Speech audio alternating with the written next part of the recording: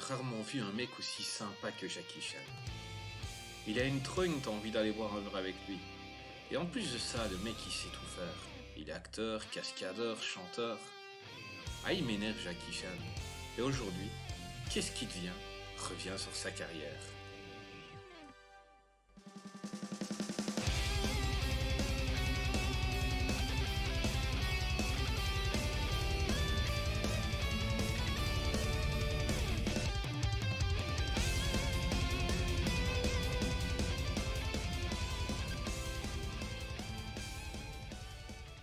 Bonjour et bienvenue dans cette nouvelle émission de Qu'est-ce qui devient. Aujourd'hui, pour m'accompagner, l'homme aux 10 000 mots minutes, Greg. Bonjour Greg, comment vas-tu ? Super bien, méga bien, ouais. Je t'ai fait un kiff aujourd'hui. Ah, carrément, exactement. Carrément, on a choisi quelqu'un que tu aimais beaucoup. Ah là là là là. On va en parler un tout petit peu plus tard, mais d'abord on va présenter notre invité, Oui. parce que ça fait plaisir de l'avoir, parce que c'est un honneur, c'est Marvin Montez, rédacteur cinéma, créateur de podcasts Final Cut et Hcast. Bonjour Marvin, comment vas-tu ? Ah, salut à tous les deux, j'espère que tout le monde va bien. Tout le monde a l'air de bien aller. Écoute, Ouais, c'est mieux, super. alors. Et puis merci de m'accueillir déjà. Peux-tu nous dire pourquoi on t'a invité ? De qui on va parler aujourd'hui ? On va parler de Jackie Chan. Évidemment. Ah oui. Vous pouvez entendre que Greg est heureux. Une fois l'année, on lui fera plaisir. Ouais, c'est ça. Donc on a pris Jackie Chan maintenant. Exact. Et on prendra ses autres idoles les prochaines fois. Par exemple, Barbara Streisand. Je serais peut-être pas là. Hein. non, mais on a pris bien plus gros pour l'épisode J'imagine. Barbara Streisand. Ne t'inquiète pas. Jackie Chan, donc Greg, pourquoi est-ce qu'on a choisi Jackie Chan ? Dis-moi. Pourquoi on a choisi Jackie ? Tout simplement parce que déjà je l'aime bien. Et puis je t'ai un peu forcé la main quand même. Hein. Désolé. Hein. Le couteau, c'était pas obligatoire. Non, pourquoi on l'a choisi ? Parce que je pense que c'est l'un des acteurs, peut-être pas mais l'un des acteurs les plus actuellement les plus représentatifs de l'univers cinématographique asiatique, même si c'est pas le seul, attention, hein, loin de là, mais en tout cas, je pense que c'est l'un des plus connus en Europe, en Amérique et en Asie pour tout le travail qu'il a apporté aussi. Et puis moi, je l'aime bien, donc je pense que c'était aussi pour ça. Et puis quand on a fait Steven Seagal, quand on a fait Nicolas Cage, on se doit de faire Jackie Chan. Enfin, je suis désolé, mais c'est obligatoire. Évidemment. Donc, Jackie Chan, il est né le 7 avril 1954 à Hong Kong. Il s'est fait mal un peu partout dans sa vie, mais il a surtout fait mal à quelqu'un en naissant, je pense, Marvin. Alors, Explique-nous un peu sa naissance. Légende, on n'est pas sûr exactement. C'est-à-dire que oui, quand il était enfant, sa mère le surnommait Pao Pao. Cannonball ou boulet de canon en français si on veut. Ça veut dire boulet de canon, c'était rapport à sa taille a priori ou à son comportement en fait. On n'est pas bien sûr parce que la légende voudrait qu'il soit né à je crois 5,4 kg ou 4,5 kg. Voilà, ça dépend des versions. Ça peut poser effectivement préjudice.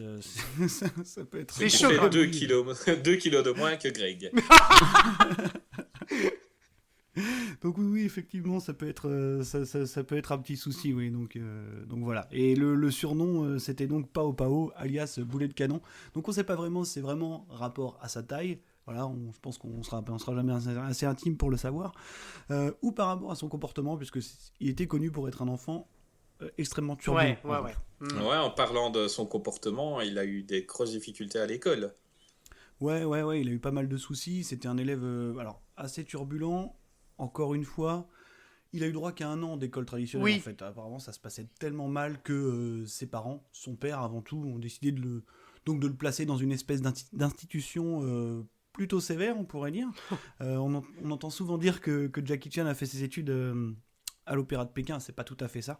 Et il a fait ses études à China Drama Academy, qui était une académie qui était basée à Hong Kong, hein, là où il est né et où il a grandi, et qui était une espèce d'antenne non officielle, on va dire, de l'Opéra de Pékin, qui servait à produire des jeunes talents qui étaient destinés à se produire au théâtre. Voilà, quoi.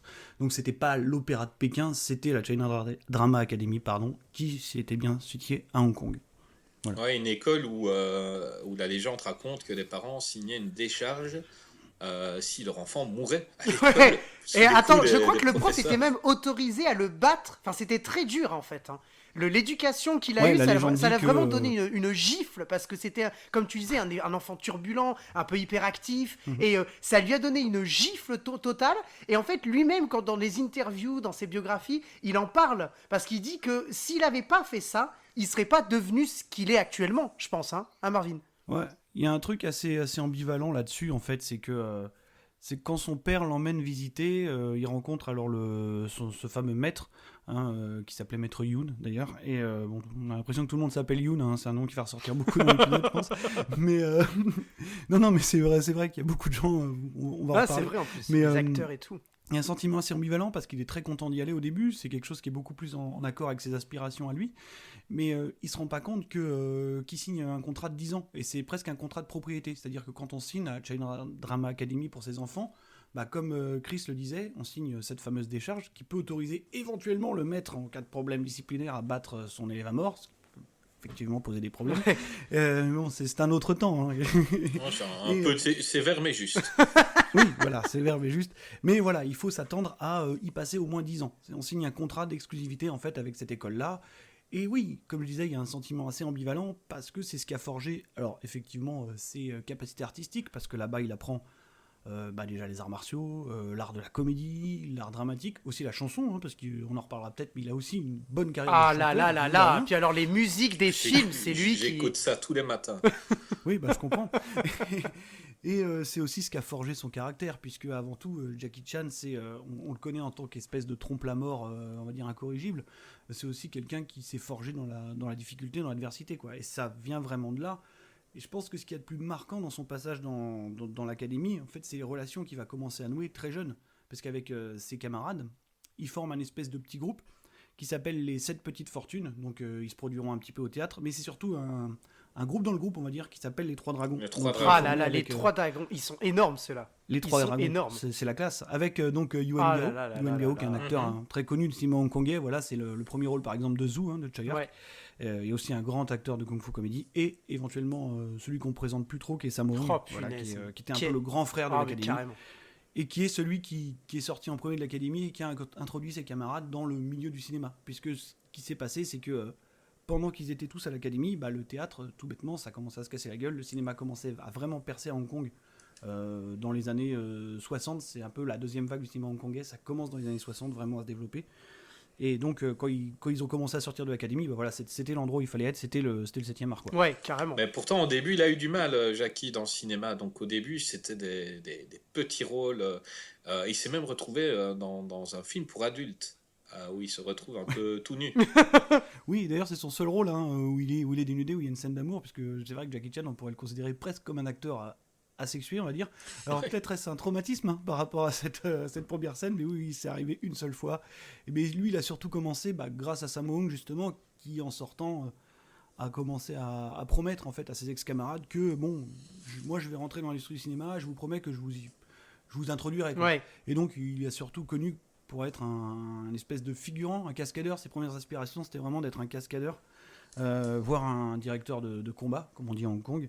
Et ouais, on peut le voir, voilà, tout bêtement, dans 2 films avec Bruce Lee qui sont Fist of Fury, quoi, la Fureur de Vaincre, Ouais. et Opération Dragon, le fameux. Ouais. Ouais, Il dans se Opération. prend 2 sacrés roustes, hein, d'ailleurs. Oui. Ouais, il se fait tuer par Bruce Lee, clairement. Ouais. Il se fait on casser le peut cou dire ça, par ouais. Bruce Lee. Il y a très peu de monde qui le savent. À quel moment vous avez découvert Jackie Chan? Moi, personnellement, ça a été une VHS qui traînait chez moi, que je ne connaissais pas du tout. Et c'était Le Marin des mers de Chine. Oh là là. Et quand je l'ai regardé, je me suis pris une claque monumentale. C'était dingue, je n'avais jamais vu ça dans un film. Les cascades, mélangées à l'humour, mélangées à tout. Mais Ce film est génial. On aura l'occasion d'en reparler, mais moi je le trouve génial, ce film. Ah ben, on va en parler tout de suite. C'est un film de 1983 qui a été réalisé par Jackie Chan. Alors ouais, l'histoire est un peu plus nébuleuse. Quoi. Oui. Ouais, voilà. Après, peut-être que tu vas en Ah parler. non, mais Damien, je t'en prie. Hein, moi, j'allais pas revenir vraiment sur l'histoire, etc. En fait, j'allais revenir sur les scènes de combat qui sont juste exceptionnelles. On voit que la chorégraphie, parce que faut savoir que Jackie Chan, non seulement effectivement il est acteur, il a été plus tard producteur, réalisateur aussi, comme tu le dis.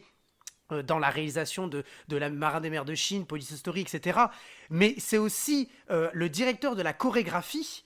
Et c'est lui, dans beaucoup de films plus tard qu'on verra dans les années 90 dans le cinéma américain, c'est lui qui fait les chorégraphies de combat. Il prend même la caméra, parce qu'il estime que le réalisateur, ce qui était peut-être vrai, ne savait pas filmer en fait le combat. D'ailleurs pour ça, il va y avoir une espèce de débat, parce qu'il dit, voilà, vous en Amérique, vous voulez trop montrer Marvin, hein, c'est ça, hein, il voulait trop montrer le fait de faire des combats, etc. Alors qu'en fait, vous ne savez pas les filmer. Le montage, voilà, en fait, c'est un truc de montage, quoi. Exactement.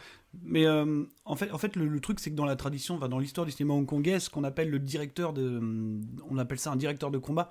On a tendance à simplifier et à appeler ça chorégraphe, par exemple, en Occident. Ce qui est pas tout à fait ça, quoi. Les plus connus, c'est les mecs genre Yuen Woo-ping, forcément. Oui.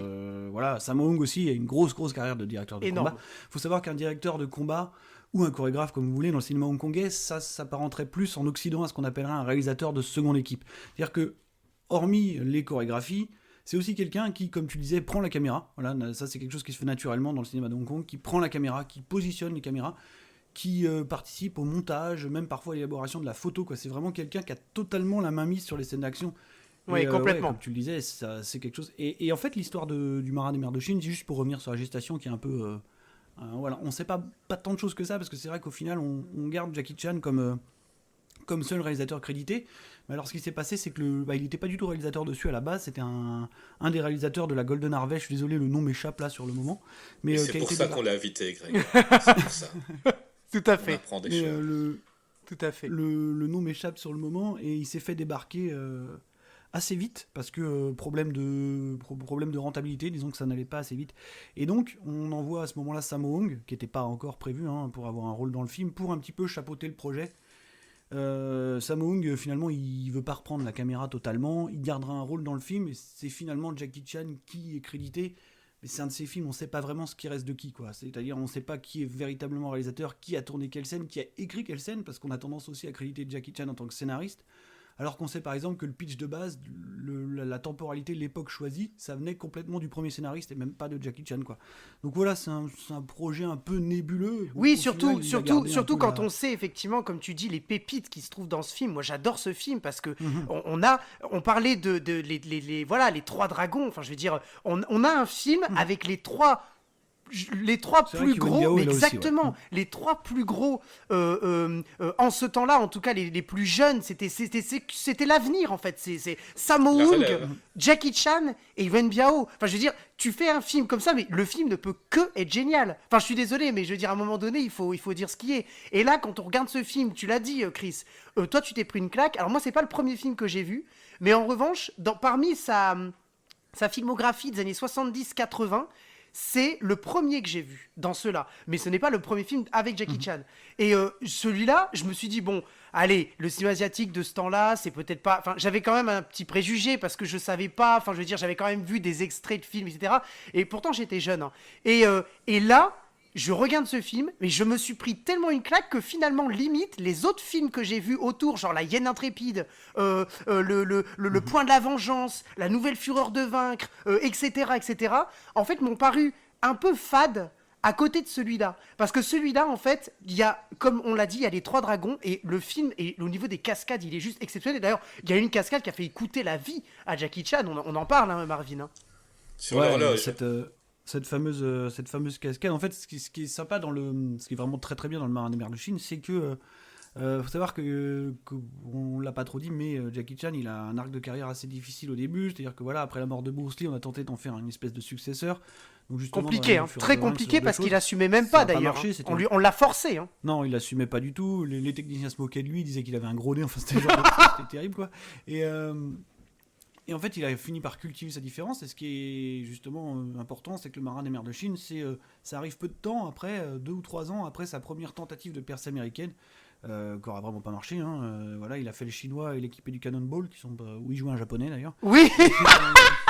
C'est vrai, oui, c'est vrai. Et du coup, le Marin des mers de Chine, c'est un film qui est vraiment fait après Dragon Lord, je crois qu'il y a Dragon Lord un peu avant, mais qui est vraiment fait en réaction à sa frustration, quoi.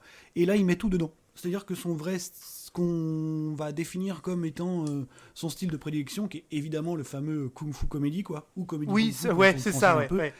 Bah, en fait, la quintessence de ça, l'origine vraiment de tout ce phénomène-là, c'est un petit peu le Marin des mers de Chine, c'est-à-dire qu'il a tout mis dedans. C'est-à-dire, en plus de ses influences, on va dire, voilà, opératiques, dramatiques, tout ce qu'il avait appris à la China Drama Academy, il met aussi ce que lui il préfère au cinéma. Et ce que Jackie Chan préfère au cinéma, c'est les grands artistes du muet, c'est évidemment Buster Keaton. Alors, là, on a c'est la clair, scène c'est du vélo. vraiment du Buster Oh Keaton là là, quand Bah, on c'est le un truc de voit. fou. La scène du vélo, par exemple, dans les ruelles. Ça, c'est Tellement. Bien sûr, complètement keatonien, bien sûr. c'est évident. Et il y a le Charlie fameux Chaplin. Harold, Ouais. ouais, Ah, bien, Charlie ouais. Chaplin et Harold Lloyd. Oui, Voilà. oui, ah bah Harold oui, Lloyd, c'est un bien peu évidemment. presque son maître à penser quoi, dans ce qu'il aime le plus dans le cinéma muet. Harold Lloyd, il avait une théorie qu'il appelait le gag visuel, le gag réel, pardon. Le gars réel. Le gag réel, c'était, c'est exactement ce que Jackie Chan a repris, c'est-à-dire que même s'il y a un problème, même si on se casse la gueule, on se fait vraiment mal, on la garde. Voilà, il faut que ça soit authentique, il faut que ça soit tel quel. Et dans un film d'Harold Lloyd qui s'appelle Monte là-dessus, il fait une chute d'une grande tour de Absolument. l'horloge qui est complètement citée, qui est reprise à 100% dans le Marin des mers de Chine. Où là, par contre, il a vraiment failli se tuer. C'est une des premières fois où vraiment il met sa vie en danger, c'est-à-dire qu'il est perché sur une pique en hauteur au-dessus d'une place. Ouais, quoi. ouais. Et, 14 mètres, hein, je crois. 14 mètres, il y putain, a mais 3 c'est chaud. parapets en tissu pour qu'il sépare du sol. Et en fait, il se laisse tomber, il passe à travers 3 parapets et puis sa tête s'enfonce dans le sol. Il l'a fait 2 fois. Oui, je mais crois. c'est ça que j'allais Il fait dire, c'est 2 que fois le la pire, cascade, le parce pire, qu'il c'est l'a qu'une remonté. fois, ça n'a pas suffi. Il l'a fait 2 fois. Non. Et en fait, il y a un truc, Il l'a fait 2 fois. justement là sur ça, il y a un truc qui est incroyable, c'est typiquement du cinéma asiatique, c'est que en fait, il se passe exactement la même chose dans la scène finale de Police Story où en fait, il saute sur une rambarde Sur un qui linéaire. descend jusqu'en bas. Ils sont dans un supermarché, bref. Et en fait, il saute plusieurs fois. Sauf qu'en fait, les caméras, en fait, donc on voit, c'est comme dans Marin de mer de Chine, il saute une fois, donc on prend, voilà, on a le plan, etc. Et en fait, il nous remontre exactement la même scène, sauf qu'en fait, enfin le même plan, pardon, sauf qu'en fait, c'est pas le même, il l'a refait. Et on voit d'ailleurs qu'il Il l'a refait, il tombe différemment. Mais ça, c'est typiquement Ouais. asiatique. En sachant qu'il met des mois, je crois qu'il met des semaines ou des jours, je sais plus, à réussir à la faire parce que même pour lui c'était compliqué. C'est-à-dire qu'il était en haut de cette tour-là et il s'accrochait à cette pique et il n'arrivait pas à se laisser aller parce que 14 mètres quand même. Quoi. Oh. Et donc justement, c'est là qu'est l'apport de Sammo Hung qui était là, qui était un petit peu assistant réal, on sait pas trop, et qui lui a dit au bout d'un moment, les gens qui te rattrapent au haut de la tour, ils vont redescendre, tu vas t'accrocher et puis au bout d'un moment, tu vas voir, de toute façon, tu n'auras pas le choix, tu vas tomber. Ouais. Quoi. Et donc ce qu'on voit dans le film où vraiment il en peut plus, c'est vrai quoi, il tombe vraiment, lui, à ce moment-là, il peut plus, et je crois qu'il crie je meurs, il le dit dans son bouquin, il crie je meurs, et il se laisse tomber. Ouais, quoi. ouais. Et après finalement, il décide de remonter, il la refait, et même pour la petite histoire, c'est une cascade qui a été faite 3 fois, parce qu'il y a un de ses cascadeurs, il a une équipe qui s'appelle la Jackie Chan Stunt Team, Ouais. donc qui est aussi son équipe de cascade, les mecs qui font des cascades aussi autour de lui, parce que la légende dit qu'il est jamais doublé, alors c'est pas tout à fait vrai, il y a 2-3 fois où il est doublé, et là en fait il y a un de ses cascadeurs qui a aussi tenté le coup, quoi. Il l'a tourné, on sait pas pourquoi, parce qu'il n'y a pas d'image, mais c'est connu qu'elle a été faite 3 fois en tout cas, quoi. Et donc il y a un de ces cascadeurs qui l'a fait, qui est manifestement encore vivant aujourd'hui, donc quelque part ça se passe pas trop mal. Quoi. Ouais. Donc c'est la première fois où vraiment il met sa vie en danger, et le pire c'est que derrière ça va être l'escalade, quoi. Ça va pas s'arrêter, enfin il va aller de plus en plus loin, et puis voilà, il va frôler Ah la oui, mort, bah, bien je ne évidemment, sais combien de fois. Donc c'est un grand film qui l'a fait découvrir. Plein de gens ont découvert Jackie Chan grâce à ça. Ah, carrément.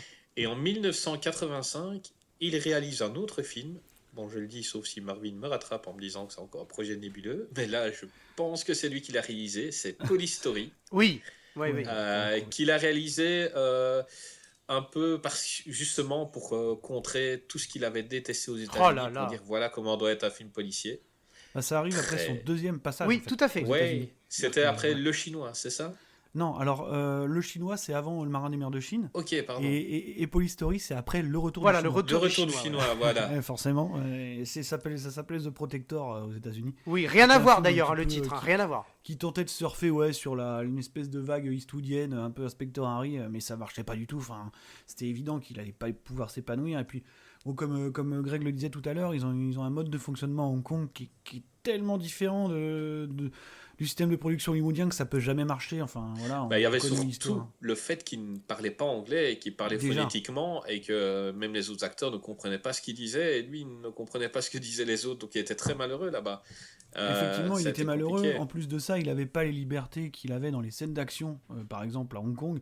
Puis il était complètement perdu sur les plateaux. Dans son dernier bouquin, il dit que qu'à Hong Kong, disons qu'ils ont, malgré le fait qu'ils aient grandi dans une espèce d'enclave capitaliste en Asie, ils ont quand même un héritage,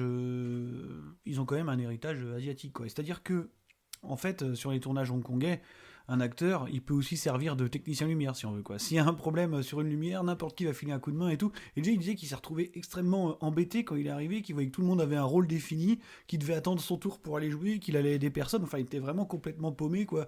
Puis bon, les scènes d'action qui tournaient lui plaisaient pas du tout. Il pouvait pas faire vraiment ses cascades lui-même parce que les assurances derrière étaient en train de dire bon, quand même, si l'acteur se tue, c'est dommage pour la promo, ce genre de truc, quoi. Donc ouais, là c'est pareil. Police Story, il revient et il dit moi j'ai envie de faire mon film policier, j'ai envie de vous montrer comment on fait un film policier chez nous. En résulte Police Story, donc quelque part. Heureusement qu'il y a le retour du chinois pour ramener ça derrière, quoi. Exactement. Greg, tu peux nous raconter le pitch de Police bah Story oui, pour les gens qui avec n'auraient pas grand plaisir. En fait, c'est quand même l'histoire d'une opération de police à Hong Kong. C'est Police Story, c'est l'histoire de la police, en fait. Et d'ailleurs, on verra que la saga, parce que c'est une saga, hein, il y en a eu 6 de films des Police Story. Alors, il y a eu une espèce de spin-off, Super Cop 2, qui appartient à la saga... Bah, en fait, il y en a... Oui. Il y en a 2 qui sont liés, c'est les 2 Voilà. premiers, et après ils sont un peu indépendants. Voilà. Bah d'ailleurs, il y a le Police Story Super 3 Cop, quand même. c'est un Police espèce Story de- 3 Super Cop avec Michel Yao. Lui, Ouais. il a été baptisé Police Story 3. Après, il y a eu Super Cop 2, mais qui est en fait la suite avec Michel Yao, dans laquelle Jackie Chan fait juste une apparition. Et après, il y a le Police Story 4, mais en fait qui est le 5e de la entre guillemets C'est ça. saga, qui est en fait Contre-Attaque. En fait, il a été rebaptisé Police Story 4 dans certains Ouais, pays, c'est ça. qui est un assez bon film d'ailleurs. Enfin, moi, j'ai bien aimé. Il y a C'est pas exceptionnel, mais le moi, j'ai New bien Police aimé. Story aussi. Et après, il y a eu le New Police Story et le dernier Police Story Lockdown. Alors là, on voit toute la déchéance, Ça commence. la déchéance C'est- totale, c'est un plus rôle compliqué, très sombre, effectivement. très dramatique. Enfin, oui, c'est ça. Et moi, personnellement, j'adore ce rôle dramatique, etc. Enfin, on en aura l'occasion d'en reparler. Mais après, Mais juste après, une chose, Police Story, juste une vas-y, chose, ouais, pardon. excuse-moi. Pour revenir au pitch, bah, c'est tout simplement l'histoire d'un trafic de drogue, en fait. Hein. Il réussit en fait à arrêter un baron de la drogue, trafiquant, un groupe criminel en fait. Hein. Il l'arrête et l'avocat réussit à le défendre et les charges qui pèsent sur lui sont abandonnées. Ça met hors de lui Jackie Chan, donc il s'appelle Kakui dans le film, et donc il va tout faire pour remettre en prison ce trafiquant de drogue, jusqu'à même, parce que c'est devenu une espèce de modèle, hein, waouh, il a arrêté le trafiquant de drogue, donc alors ce qui est très rigolo, c'est qu'ils font des photos de lui, il devient le policier de la ville, quoi, en fait, c'est ça qui est très drôle, C'est ça. en fait, hein, ça L'emblème. participe un peu de l'humour dans les films asiatiques, d'ailleurs, on aura l'occasion d'en reparler, qui n'est pas du tout la même chose que dans les sûr. films américains, et en fait, ils le mettent complètement en avant, et finalement, à la fin du film, il est complètement désemparé, il fait même plus partie de la police, il prend en otage son propre chef, enfin c'est, voilà, Oui, c'est tout ça, ça ouais. en fait, il fait tout pour arrêter ce trafiquant de drogue. Voilà, ça c'est un peu l'histoire. Bah ouais, et puis Police Story, bah en fait, t'as parlé tout à l'heure du fait que plus la saga avance et plus elle devient sombre. Ah, plus elle mais devient largement. dramatique. Mais Police Story, à l'origine, en fait, si tu regardes un petit peu, c'est déjà quelque chose qui tend un peu à durcir le ton pour Jackie Chan, quoi. C'est-à-dire que si tu compares ça à, je sais pas, moi, Mister Dynamite, par exemple, ou Opération Condor, ce genre de truc, c'est quand même quelque chose qui, malgré les blagues, on va dire, l'humour un peu vraiment purement cantonné, quoi, un peu potache, un peu comique visuel, Ouais, quoi, ouais. et ben ça tend à durcir le ton, à parler d'histoires sérieuses, avec des prises d'otages, avec quasiment du terrorisme. Oui, hein, tout à fait. Ah bah le dernier Euh, c'est exactement ça. Même l'avant-dernier, New Police carrément, Story, et- je veux dire, ils se font tous tuer, de la quoi. vraie violence. Mais oui. Et en plus de ça, il fait un choix hyper marqué dans l'intro du premier Police Story, qui est, je pense pas, un choix innocent, qui est de montrer un peu l'autre facette de Hong Kong. Parce qu'on a tendance à voir dans le cinéma hongkongais beaucoup ce qu'on appelle la skyline, avec des gros quartiers, donc les espèces de des quartiers d'affaires. Voilà ce qu'on voit beaucoup dans, par exemple, Infernal Affairs, ce genre de truc. Et en face, on montre aussi d'autres quartiers qui sont un peu entre les deux, type Kowloon, voilà, qui sont des quartiers hyper Oui. peuplés, un peu grande barre HLM, souvent chez Choi Ark, quoi, Time and Tide, ce genre de truc. Et en fait, Jackie Chan, il a complètement pris le parti inverse, c'est de montrer un bidon. Oui, parce qu'il y a un truc qu'on complètement. comprend pas beaucoup, Dès le c'est début, qu'Hong Kong, d'ailleurs. malgré le fait que ce soit... Ouais, carrément. C'est que malgré le fait que ce soit une enclave capitaliste et un endroit quand même très riche au milieu de l'Asie du Sud-Est, eh ben, il y a des vraies zones, quelque part, de pauvreté suprême, quoi. Et il commence son film là-dedans. Donc je pense pas que ce soit complètement innocent non plus, quoi. C'est un vrai symbole de précarité, ces bidonvilles qui sont autour un petit peu comme ça de l'espèce de luxe, quoi, de la ville, quoi. Et donc non, tout est dur dans Polystory. En fait, c'est une sorte de jeu de contraste qui est assez inhabituel, je pense, pour un public occidental, parce que on sait que Polystory, quand on en entend parler, des fois c'est un film qui pose problème à certaines personnes parce que il y a ce propos extrêmement dur, extrêmement violent par instant, quoi, qui est contrebalancé avec des scènes de slapstick, type la scène avec les téléphones, voilà, si tu vois. Exactement, parler, tout à fait, absolument. Qui tranche d'un Ah coup, oui, clairement. Ouais. Et la scène des bidonvilles est incroyable. La scène est dingue, la poursuite est folle, ouais. Elle est magnifique, même dans la réalisation, Chris. Hein, on est d'accord avec la voiture On qui ne sait descend. pas combien elle a tué de figurants, parce que la voiture qui traverse sous le bidonville... Il y a des cascades dans le film, justement, qui sont des foirades, en fait. Il y a un mec qui tombe du bus ou qui se tape le bus, je sais plus au début, c'était pas absolument pas prévu, mais ils ont fini par le garder parce que ça avait... Ah bah bien sûr. Et tu parles de mise en scène, mais c'est vrai que Polystory, c'est un des trucs les plus marquants, en fait, parce qu'on parle pas beaucoup du Jackie Chan réalisateur en général, mais en fait, il a un vrai talent de Mais il est réalisateur. incroyable. Et dans ce film-là, et la réalisation et le montage, parce que bon, un film bien réalisé mais mal monté, ça sert à rien. La réalisation et le montage ensemble dans Police Story, mais c'est juste monstrueux. Moi, si tu veux, en fait, moi, ce film-là, juste, moi, la première fois que je l'ai vu, j'ai bien aimé, mais j'ai pas été frappé. En fait, et c'est en le revoyant avec mes yeux, on va dire, d'adulte, je pense qu'il y a aussi ça qui joue, hein, dire, surtout dans les films de Jackie Chan, avec Jackie Chan, je me suis dit, mais en fait, ce film est juste génial. Enfin, faut être honnête. Ouais. Dans la réalisation et le montage, il est puissant. Bah, il a un vrai talent de cadrage, en fait. Jackie Chan, c'est ce fameux truc de narration environnementale. Voilà, c'est un truc. Par exemple, c'est une expression qu'on utilise beaucoup dans le jeu vidéo aujourd'hui. On parle de narration environnementale, c'est ce fait d'attirer ton œil vers quelque chose, tu sais, sans te le montrer de manière ostentatoire, mais c'est là qu'il faut regarder. Et en fait, c'est complètement ça. Jackie Chan, c'est le principe de base de sa mise en scène, c'est-à-dire que il va se passer un truc et lui, il va amener ton regard, quoi qu'il arrive, vers le prochain environnement où va se dérouler l'action, quoi. On parlait beaucoup de ça dans, par exemple, Drunken Master 2. Au bas de mettre là, où il utilise vraiment ce truc-là, quoi. T'as une baston dans une auberge et t'as le plan qui suggère l'escalier suivant, et ensuite on sait que ça va se passer comme exactement. ça. Et ça, mine de rien, c'est un principe tout bête, mais ça fonctionne à mort, quoi. Bah, tu parlais tout à l'heure de la scène du mall à la fin là, le luminaire, tu le vois arriver au moins 10 plans. Exactement. Tu sais qu'il va l'utiliser en fait. Tu le sais que ça va se finir. Tu sais que ça va être un peu le payoff. Exactement. C'est énorme. Mais en termes de cadrage, de mise en scène, de rythme, Jackie Chan, c'est quand même un réalisateur solide, quoi. Alors c'est pas, effectivement, je vais pas te dire que c'est le Scorsese de Hong Kong, si tu veux, mais par contre, en termes de mise en scène d'action, il est vraiment solide, quoi. Et Polystory, c'est un de ses meilleurs, et le 2 aussi est fou, hein. Oui. Le premier Polystory est vraiment un gros gap en termes de mise en scène, je trouve, par rapport à ce qui se passait avant. Ben, avec sa réal un peu dynamique comme ça, on se demande s'il n'a pas influencé pas mal de réalisateurs, dont John Woo par exemple. Moi, j'ai vraiment cette idée-là. Je retrouve un petit peu... Bon, pas du tout, il fait pas de ralenti, il fait pas tout ça, mais j'ai l'impression qu'il a un petit peu influencé le cinéma hongkongais. Il a changé le cinéma hongkongais pendant ces années-là.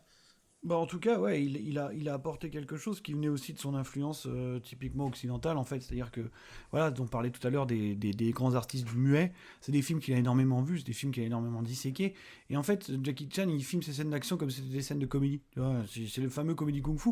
Et c'est un des trucs les plus durs à faire au cinéma, c'est quoi? C'est le tempo comique, quoi. C'est-à-dire qu'il faut réussir à faire rire la personne au bon moment. C'est-à-dire que ça aussi, c'est pas qu'une histoire de blague et d'écriture, c'est une histoire de montage, une histoire de cadrage. En fait, tout est lié. Et c'est exactement ça qui se passe dans Polystory, quoi. C'est-à-dire que voilà, tout doit être réglé au minimum. Oui. C'est du time code. Hein. Le time code, il est énorme dans ce film. Uniquement. Ouais. Ah bah carrément. Et quelque chose que j'adore chez Jackie Chan, c'est un peu à l'instar de John McClane, c'est-à-dire que c'est pas lui le plus fort. Ah mais carrément. Jamais. Mais carrément. Et c'est jamais lui le plus fort. Voilà, il se bat contre 10 personnes, ils sont potentiellement tous aussi forts que lui, mais il est plus malin, il utilise tous les objets du décor. Donc ça n'a rien à voir avec Van Damme, Bruce Lee ou quoi, qui va un peu tabasser tout le monde facilement et qui ne saigne pas et qui ne transpire pas. Jackie Chan, il ramasse, il souffre, il saigne, mais c'est drôle à chaque fois. Greg, c'est comme ça qu'il est devenu ce qu'il est, en fait. Exactement. Ah ouais, c'est ça. C'est sa marque de fabrique, hein. C'est sa marque de fabrique. Comparé à Bruce Lee, Tu vois, qui lui, voilà, de dire. En plus, il y a un peu cette image, un peu, je pense aussi, par rapport à Jackie Chan, tu dis, il se prend des coups, il est pas au centre tout le temps de la caméra, des fois, il se fait massacrer. Je pense notamment dans la fameuse scène dans Jackie dans le Bronx, où il se fait massacrer à coups de bouteilles par le gang du Bronx, qui est d'ailleurs un film exceptionnel, enfin, je trouve. Enfin, ça, c'est mon avis personnel, parce qu'il n'a pas été non plus hyper apprécié. Mais voilà.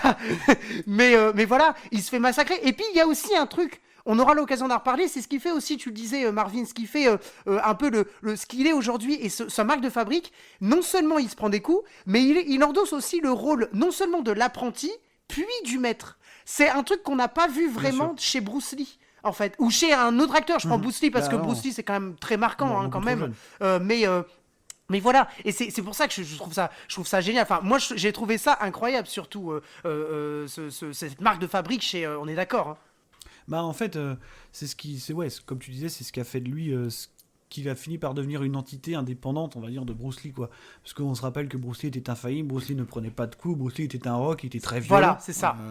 Ça rigolait pas quand même beaucoup, hein, à part éventuellement, voilà, on a un petit peu de scène, un peu de comédie dans La Fureur du Dragon, mais Jackie Chan, oui, il a cultivé sa différence et il s'est construit en tant que combattant faillible. Comme tu disais, il souffre. Des fois, il se fait mal lui-même en tapant quelqu'un. Quoi. Toujours la même tête quand il regarde son poing.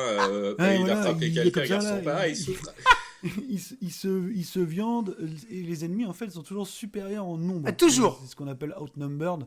Il est outnumbered, c'est-à-dire que c'est 1 contre 47, je crois, dans Drunken Master 2. Tu vois. Wow. Oui, c'est ça. C'est ça. Tu te souviens, c'est la scène dans l'auberge, là. Ouais. Ouais, c'est ça, ouais. Ils sont 47, je crois. Ou si c'est pas plus, je sais plus trop. Peut-être 67, j'ai un doute, mais... Mais j'ai entendu 47. Ouais, moi aussi, j'avais entendu 47. Ouais, ça doit être ça. Et en fait, c'est comme ça qu'il justifie et qu'il développe cette espèce d'amour pour l'environnement, le décor, quoi. C'est-à-dire que comment on fait quand on est submergé par le nombre et qu'on n'a pas de moyens de s'en sortir, c'est qu'on utilise toutes les armes, en gros, par destination qu'on a autour de nous, quoi.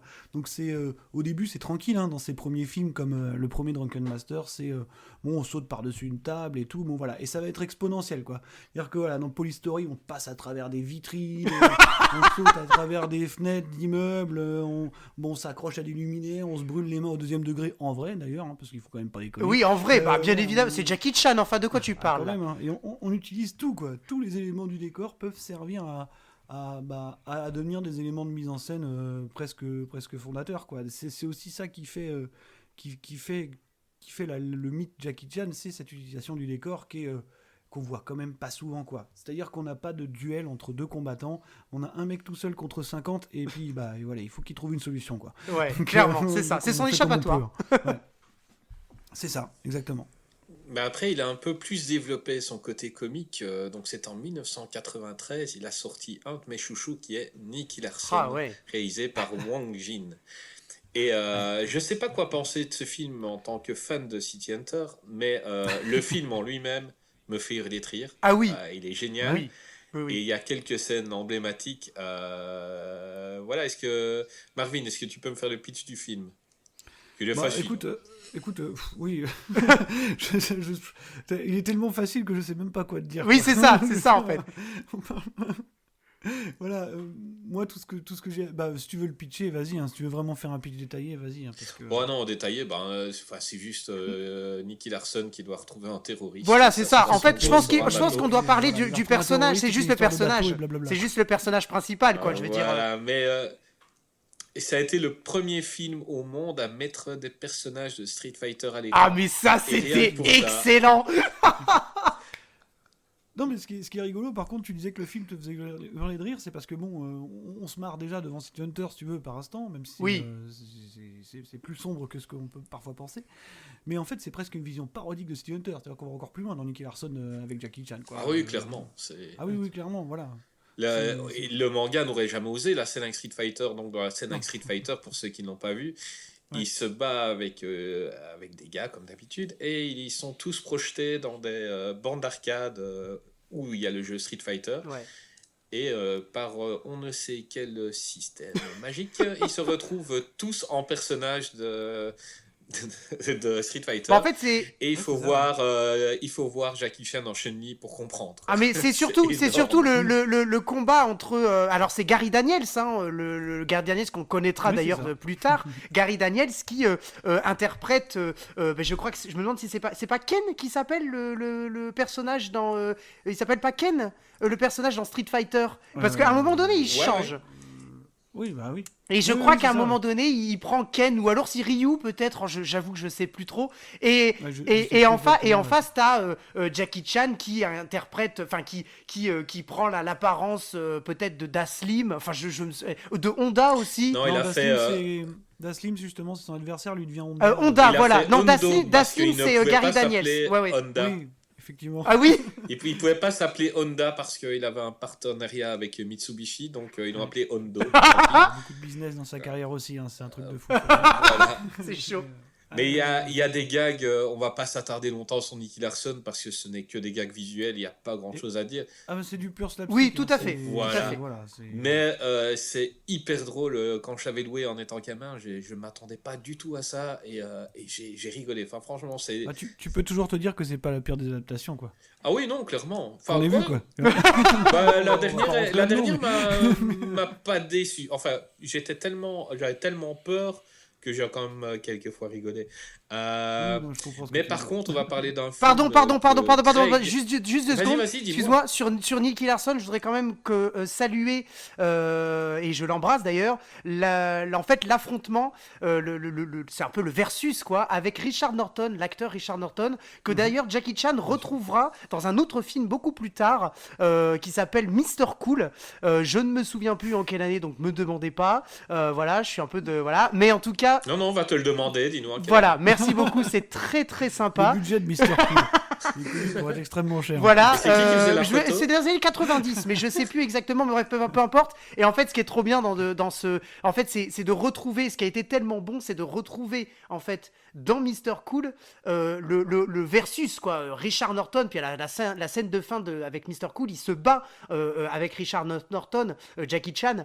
Et en fait, on l'avait vu avant, donc quelques années auparavant, dans Nicky Larson. Voilà. Et donc c'est pour ça, donc juste saluer quand même ce espèce de petit binôme. C'était déjà un méchant, hein, c'est le terroriste principal, et il redevient un trafiquant de drogue dans Mr. Cool. Voilà. Ok. Bah écoute, anecdote très intéressante. Merci beaucoup. N'hésite pas à me recouper une prochaine fois pour me dire des choses comme ça. Greg, je vais te faire plaisir. Vas-y. Parce qu'on va passer à un film dont tu as parlé tout à l'heure et je sais que tu aimes ce film, que tu idolâtres ce film. C'est Jackie Chan dans le Bronx, au Québec, appelé plutôt Zizanie dans le Bronx. Exactement, sinon Rumble in the Bronx, hein, qui semble être le meilleur de tous les titres. Exactement, donc réalisé en 1995 par Stanley Tong. Vas-y Greg, fais-toi plaisir, raconte-nous l'histoire de ce film. Alors en fait c'est très simple, hein, c'est Jackie Chan qui arrive dans le Bronx. Voilà. Non mais alors soyons honnêtes. Bah écoute, c'était ton meilleur résumé de toute l'histoire de qu'est-ce qu'il Merci beaucoup, le plus court et le meilleur. Voilà. Non, alors je vais juste, excuse-moi, je vais creuser quand même parce que j'adore ce film. En fait, c'est juste, il s'appelle Kyung, donc en fait, il rejoint son oncle dans le Bronx. Alors, ce qui est très rigolo, c'est qu'il va le chercher à l'aéroport et en fait, depuis l'aéroport, ils prennent une super longue route à mon avis parce qu'il passe par les super beaux quartiers de New York et en fait, son oncle, il est propriétaire d'un magasin et d'ailleurs il traverse les quartiers de New York, il dit ah c'est ici que t'as ton magasin et il dit ah non ici c'est les beaux quartiers et ensuite le plan suivant on voit un quartier mais dégueulasse.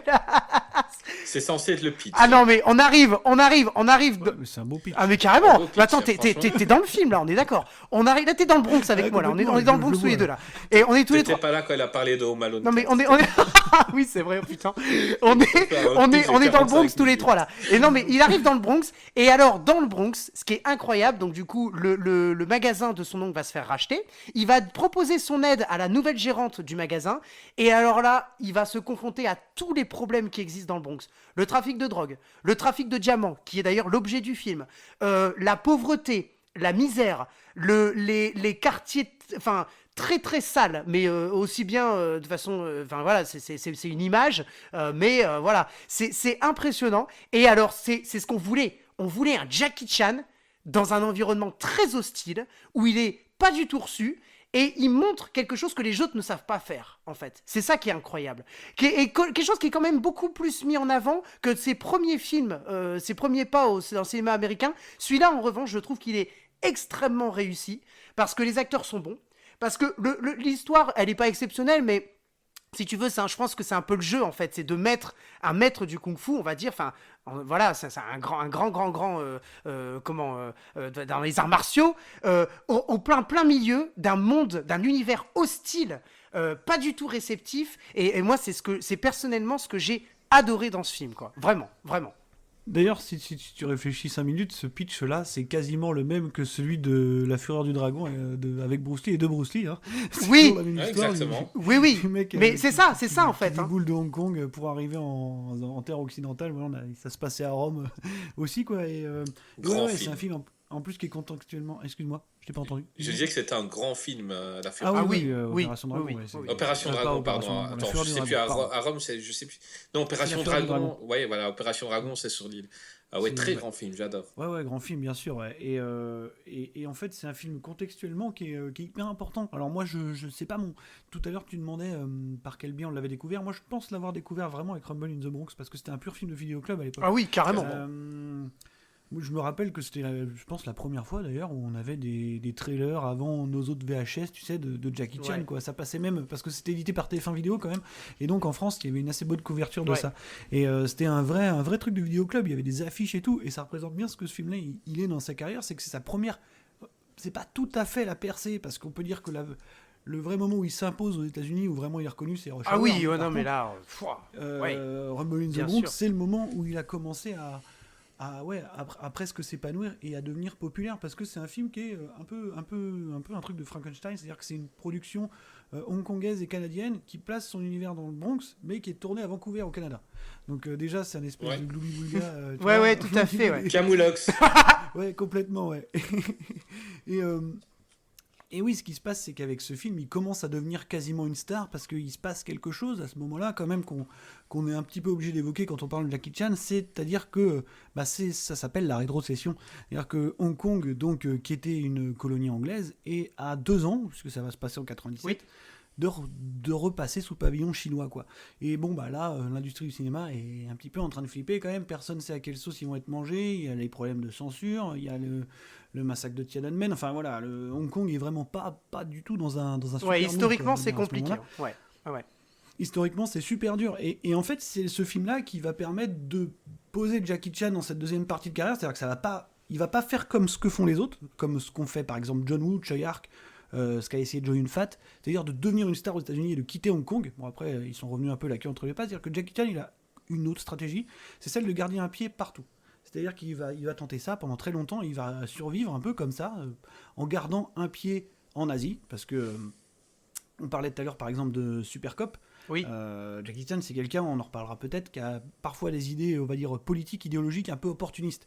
C'est-à-dire que, quand Hong Kong était une colonie anglaise, c'était pendant le Marin des mers de Chine, par exemple, il faisait dire à ses personnages que son seul maître, c'était la reine, voilà, tout ça. Bon, il était très pro-colonial, on va dire. Et à partir du moment où les événements ont commencé à basculer vers la Chine, il y a Super Cop qui sort, où là, il te montre que c'est super, la collaboration entre les Chinois et les Hongkongais, on va tous survivre comme ça, c'est formidable, quoi. Et donc, il a toujours eu des idées un peu opportunistes, et là, avec Jackie Chan dans le Bronx, ou Rumble in the Bronx, il commence à s'imposer, voilà, à montrer qu'il est encore un héritier des vraies valeurs chinoises, et en même temps, commencer à se construire une carrière aux États-Unis, parce que, effectivement, c'est le nouvel Eldorado, et c'est quand même accessoirement une porte de sortie si jamais ça venait à virer un peu chocolat à Hong Kong, quoi. Donc c'est comme ça qu'il se construit sa seconde partie de carrière, quoi. Le regret qu'on peut avoir, je pense, c'est que les films qui l'auront fait exploser aux États-Unis sont peut-être pas les plus brillants, quoi. Mais quelque part, il fait partie des rares à avoir pu s'imposer. Tout à fait, faut le souligner, quoi. Quand même. Ouais. Non, fais attention à ce que tu dis. Greg adore tous les films américains. Non. Il a complètement le droit. Moi aussi, par exemple, je suis un très grand fan de Shanghai Kid. Oui, mais de son aveu propre, à lui. Je veux dire, il était, encore une fois, pas dans Rumble in the Bronx, parce que là, vu que c'est une composition quand même il y a une forte part hongkongaise dans le casting. Oui, tout à fait, c'est ce que j'allais dire. Là, c'est pas le plus représentatif de la part américaine dedans. À partir de Rush Hour, À partir de Rush Hour, il va se retrouver un petit peu quand même embêté, même si quand on parlera de Rush Hour, il y a quelques petits détails qui font qu'il avait aussi encore un petit peu de marge de manœuvre. Mais quand il arrive en fin de carrière, par exemple, je pense si on parle de Karate Kid, c'est l'exemple type du moment où il sait plus quoi faire et on sait plus quoi en faire, quoi. Ouais. Donc, mais bon, voilà. On va arriver à Karate c'est la percée, quoi. C'est le début, on va dire, c'est le frémissement de la percée qu'il a imposé en Occident comme. Et ce qui est important aussi, c'est vrai qu'il faut le préciser, c'est que Rumble in the Bronx rencontre un tel succès. En vidéoclub, plus en vidéo d'ailleurs qu'en salle, puisqu'il n'est pas distribué tant que ça, que en fait ça va amener à ressortir sur le territoire américain, par exemple Le Marin des Mers de Chine, Mister Dynamite, Opération Condor, c'est des films qui vont ressortir en salle parce qu'il y a une espèce de hype Jackie Chan qui monte, et ça va aussi contribuer à en faire une star hollywoodienne, quoi. C'est la seule presque vraie star hollywoodienne hongkongaise. Des films qui avaient cartonné en Asie d'ailleurs, des films qui avaient cartonné en Asie. Ouais, mais les Américains sont coutumiers, ils ont même fait le coup avec Dragon Ball. Dragon Ball est pour le moment diffusé aux États-Unis, alors que nous, on l'a vu bien avant. Dès que quelque chose arrive, eux, ils l'ont découvert par les jeux vidéo. Les Américains aiment bien reprendre sur le tard des gros succès. Greg, oui. Dans Rumble in the Bronx, il y a quelques scènes emblématiques. Tu peux me parler de ta préférée ? Écoute, c'est... Faut choisir. Bah tout le film. Non, je pense honnêtement. Ah oui, merde, tu vas raconter tout. Non. Mais la scène de l'aéroglisseur, elle est pas dingue. Alors, c'est pas ma préférée, mais honnêtement, cette scène de l'aéroglisseur, je pense qu'on va parler de celle-là, parce que moi, ma préférée, elle est pas emblématique, c'est juste qu'elle me fait kiffer, c'est la scène dans le supermarché. Je suis désolé, mais cette scène-là, je l'adore. Quand l'autre, il dit quoi, qu'est-ce que tu veux, t'es pas content, mec? Comme ça, ils arrivent autour, et alors ils se font tous déboîter, parce que l'autre, ils savent pas, en fait, que c'est un chinois, je veux dire, qui sait faire du kung-fu, etc. Je veux dire, on a l'impression qu'ils connaissent pas du tout, ils sont complètement innocents face à ça. Ils se font éclaté, et en plus avec énormément de comiques. L'autre, tu vois, Jackie Chan, il fait style qu'il va lui donner un coup de poing, et l'autre, il se casse le nez en se prenant la porte, enfin un poteau qui est derrière. Donc en fait, Jackie Chan ne le touche même pas. C'est tout cet élan très comique, c'est ce que je disais tout à l'heure, Marvin. C'est la comédie dans les combats qui est excellente. Par contre, effectivement, moi personnellement, c'est cette scène-là que je kiffe. Je regarde ce film pour cette scène-là. Enfin non, en fait, je regarde le film pour tout le film, mais j'aime bien cette scène-là. Mais la scène de l'aéroglisseur, Chris, tu as raison, elle est emblématique, elle est géniale. Et en fait, on n'a pas parlé juste de la réalisation Stanley Tong, qui est quand même un réalisateur qui va énormément travailler avec Jackie Chan sur beaucoup de films plus tard, notamment Contre-attaque, Police Story 4, dont on a parlé tout à l'heure, Kung Fu Yoga. Super Cop aussi, c'est absolument, lui, Super Cop. Je pense que Stanley Tong et Jackie Chan, ça fait un beau mélange. C'est pas non plus de l'Oscar ou quoi que ce soit, mais je trouve que ça fait un très beau mélange. Et effectivement, cette scène de l'aéroglisseur, la façon dont elle est filmée, la mise en scène, c'est génial. Enfin, je sais pas, Chris, t'en as pensé quoi de cette scène? On n'avait jamais vu ça. C'était dingue parce que ça avait l'air... Donc, dans les films, on voit les grosses ficelles, donc on voit les fonds bleus, on voit un peu tout ça. Et quand on était gamin, cette scène-là, on se dit, c'est pas possible. On dirait que c'est réel. Oui, complètement. Et là, ça l'était, quoi. Ça l'était encore. C'est ça. Ouais, c'est ça. L'aéroglisseur de 30 mètres lui roule dessus, enfin, lui glisse dessus, quoi. C'est complètement fou. Quand j'avais vu ça, vraiment, on voyait que le film n'avait pas des moyens énormes. Et ils ont quand même réussi à nous sortir une scène comme ça. C'est assez dingue. Ah oui.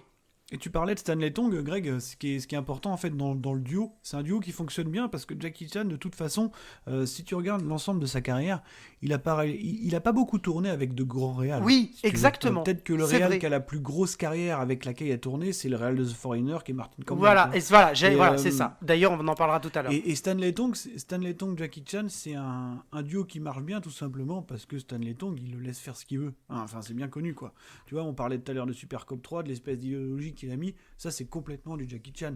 Et Rumble in the Bronx, c'est un véhicule à la future popularité de Jackie Chan, quoi. Je veux dire, c'est pas, tu vois, il y a rien de très autorisant chez Stanley Tong. Et d'ailleurs, il y a son dernier film qui est sorti cette année qui s'appelle Vanguard. Oui, tout à fait. Justement, qui est encore réalisé par Stanley Tong, écrit, coproduit, je crois, ou produit par Stanley Tong. Bon, voilà, on est complètement maintenant dans du Jackie Chan movie qui est presque un peu caricatural. Enfin, on sent bien que c'est la roue libre, quoi. Tu vois. Là, à ce moment-là, il y avait encore un duo. Mais en fait, c'est la dynamique qu'il retrouvera quand on viendra à Rush Hour avec Brett Ratner, quoi, voilà, qui était pas non plus un foudre de guerre, mais qui le laissait un petit peu faire ce qu'il voulait, quoi, qui avait la présence d'esprit de comprendre que, bon, quand on parlait d'action, il fallait le laisser rouler son truc. Et ce qui est incroyable, c'est que le pari, finalement, sur ce genre de film, on parle de Jackie dans le Bronx et de Rush Hour, ça a marché. Parce qu'on a des réalisateurs qui ont dit à Jackie Chan, écoute, fais parce que Fais ce ton que truc, tu ouais. fais, en fait, ça marche, c'est bon, et en Ouais. plus, c'est différent. C'est là où c'est important, le mot différent de ce qu'on a déjà vécu. Et Effectivement. dans Rush Hour, on parlait de Rush Hour tout à l'heure, on a mais tu viens de le dire, des réalisateurs qui disaient à Jackie Chan, fais. Je veux dire, t'as une espèce voilà, comme tu dis, une roue libre. T'as une marge, en fait, d'exploitation et de jeu d'acteurs. Et surtout, on en parlait de la chorégraphie, ce qu'on appelle la chorégraphie, des cascades. Jackie Chan, enfin, je veux dire, il prenait la caméra, c'est lui qui plaçait les gens sur le Il savait tournage. faire, ouais. C'est génial. Enfin, Bien sûr. voilà.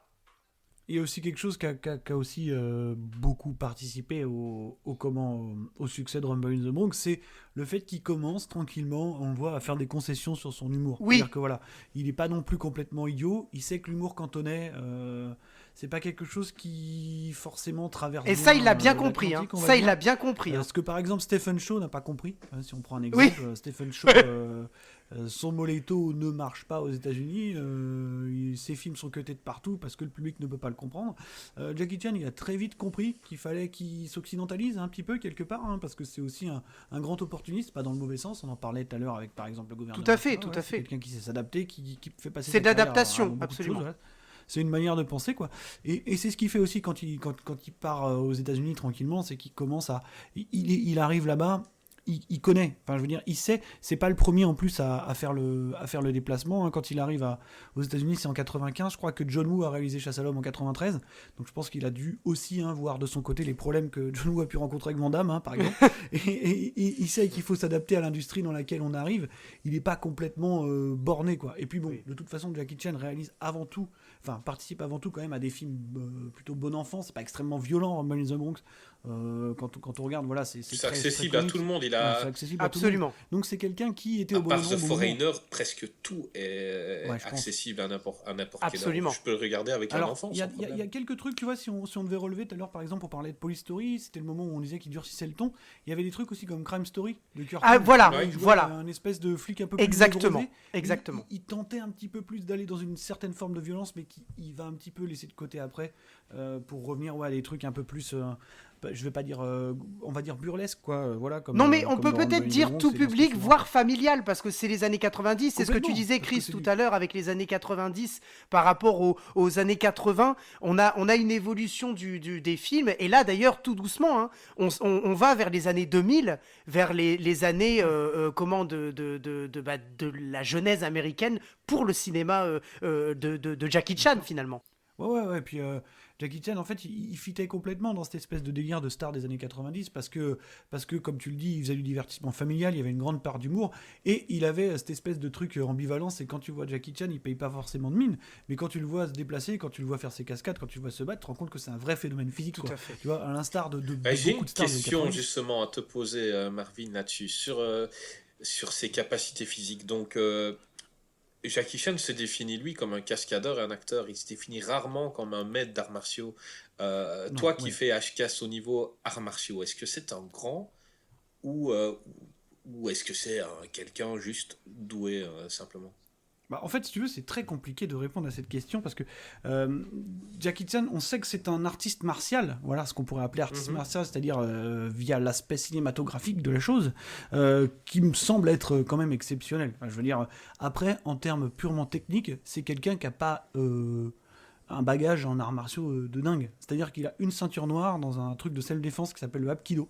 Voilà. Oui. Et c'est à peu près la seule chose qu'il a. Après, on sait que l'apprentissage qu'il a eu justement à la China Drama Academy est plus généraliste et que voilà, lui il a appris les arts martiaux avant tout dans un but artistique, hein, il faut le savoir. Donc après, est-ce que c'est un combattant vraiment chevronné dans la vie? Ça, je pense pas qu'on puisse répondre à cette question. En tout cas, il a pas, si tu veux, parce qu'on les compare quand même régulièrement et c'est Avec normal. Jet Li, je pense. Bah, ouais, ou Bruce Lee, oui, même, tout tu à vois. fait. Rien Bruce que Lee. Bruce Lee, qui lui était, avant d'être un acteur, un vrai pratiquant, voilà.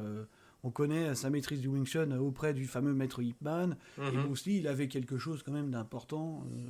C'est qu'il avait créé son propre système d'arts martiaux. Voilà, Le ce qu'on Jeet appelle Kune Do. Le Jeet Kune Do, voilà, qui était un mélange de Wing Chun, qu'il jugeait pas assez efficace, avec à peu près tout ce qu'il connaissait, et en tout cas tout ce qui était applicable en situation réelle.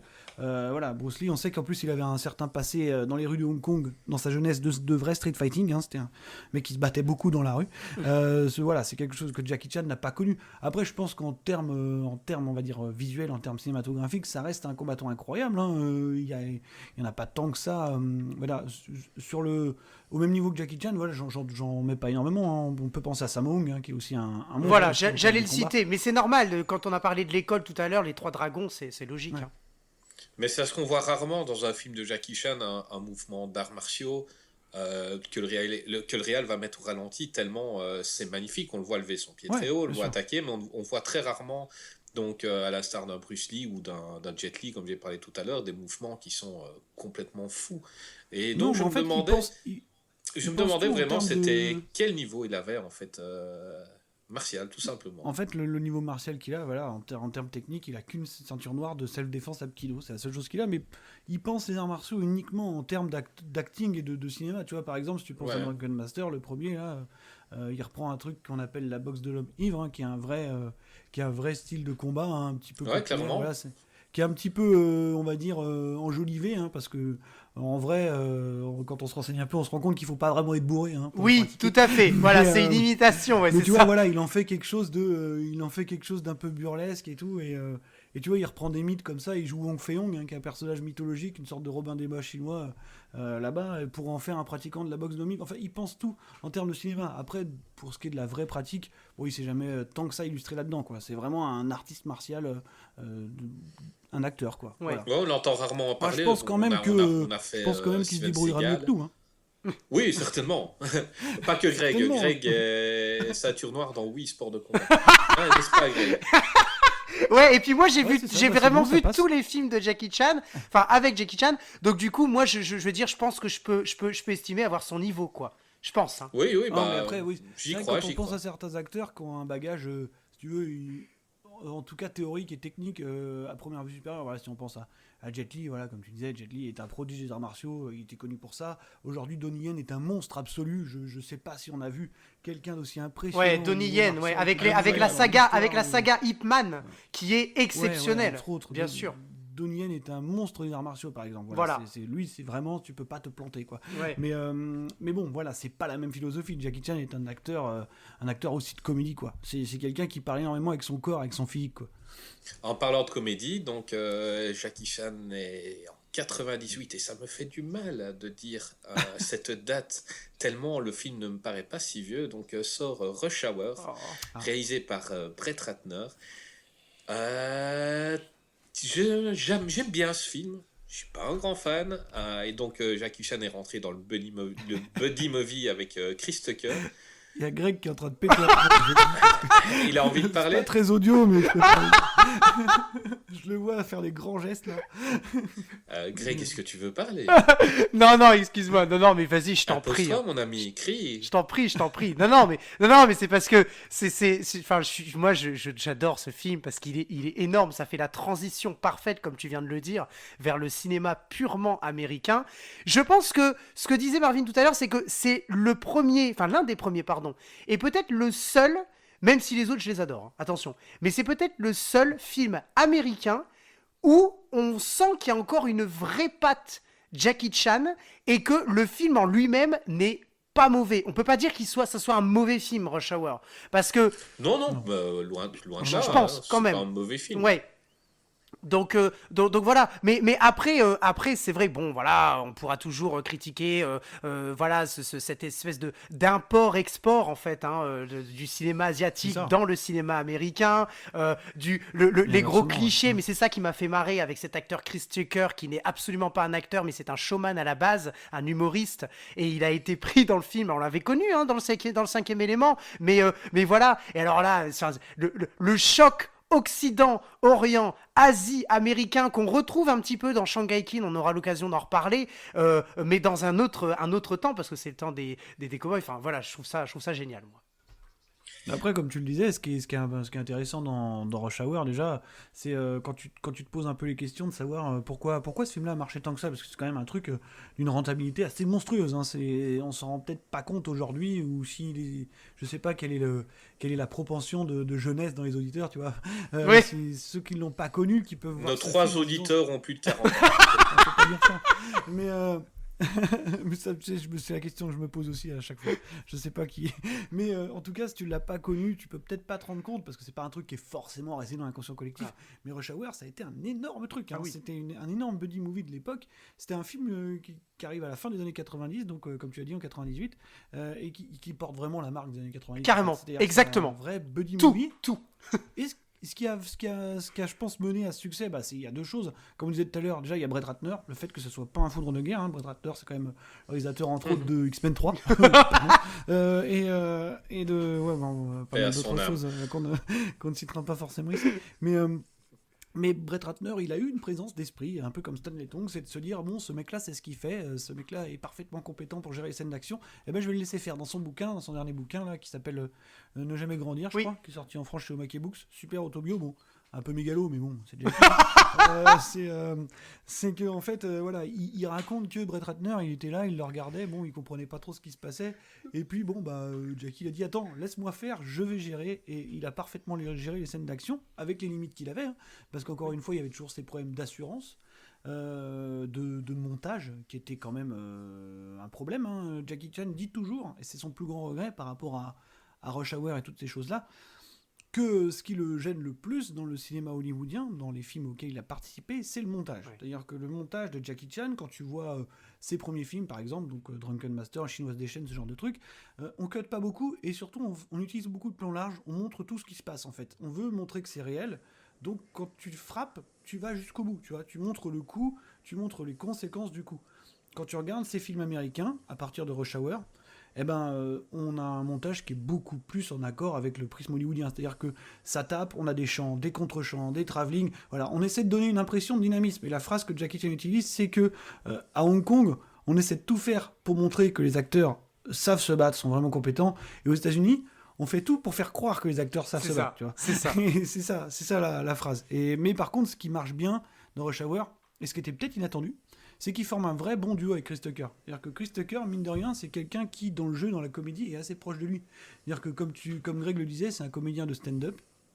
C'est quelqu'un qui était très connu pour ses one-man shows avant, et qui parle beaucoup avec son corps, en fait. Un peu comme Jackie Chan, quoi.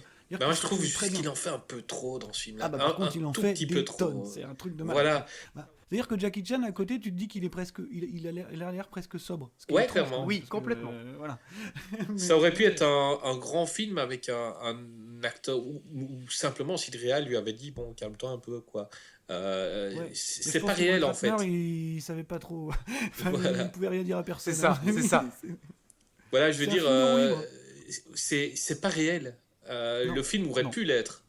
Aurait pu être même dans les beaucoup scènes plus... d'action, hein, quand tu regardes, c'est un film qui est pas si réel que ce qu'a pu être le reste de la filmo de Jackie Chan. Hein. Comme on le disait, il y a eu beaucoup de concessions faites sur les scènes d'action, les assurances, le montage, beaucoup de choses qui ont été coupées. Donc c'est pas ces scènes d'action les plus impressionnantes. Hein. Il n'y a pas de cascade vraiment dingue dans Rush Hour.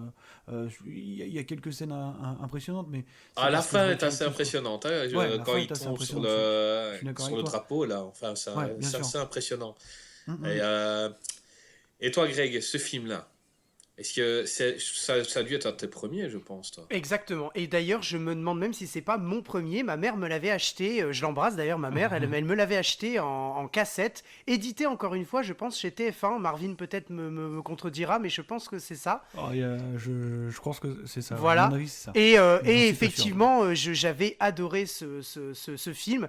Un truc qui m'a énormément marqué dans ce film plus tard, parce que quand je l'ai vu, j'étais vraiment gamin, c'est le casting de ce film qui est énorme. Je pense que dans tous les films avec Jackie Chan, il y a... Je mets de côté les films asiatiques, je parle des films hollywoodiens. Je pense que c'est le film qui a le plus gros casting. pas forcément le mieux. Avec, il y a aussi Foreigner, mais Foreigner c'est différent. Puis Foreigner c'est plutôt de la Grande-Bretagne. Il y a Shanghai Kid, peut-être Shanghai Kid 2, tu vois. Alors, Shanghai Kid 2, oui, mais c'est parce que je pense que comme on est sur une autre production, c'est hollywoodien, mais on est sur une production spécialisée parce que c'est de Disney, je pense que c'est autre chose.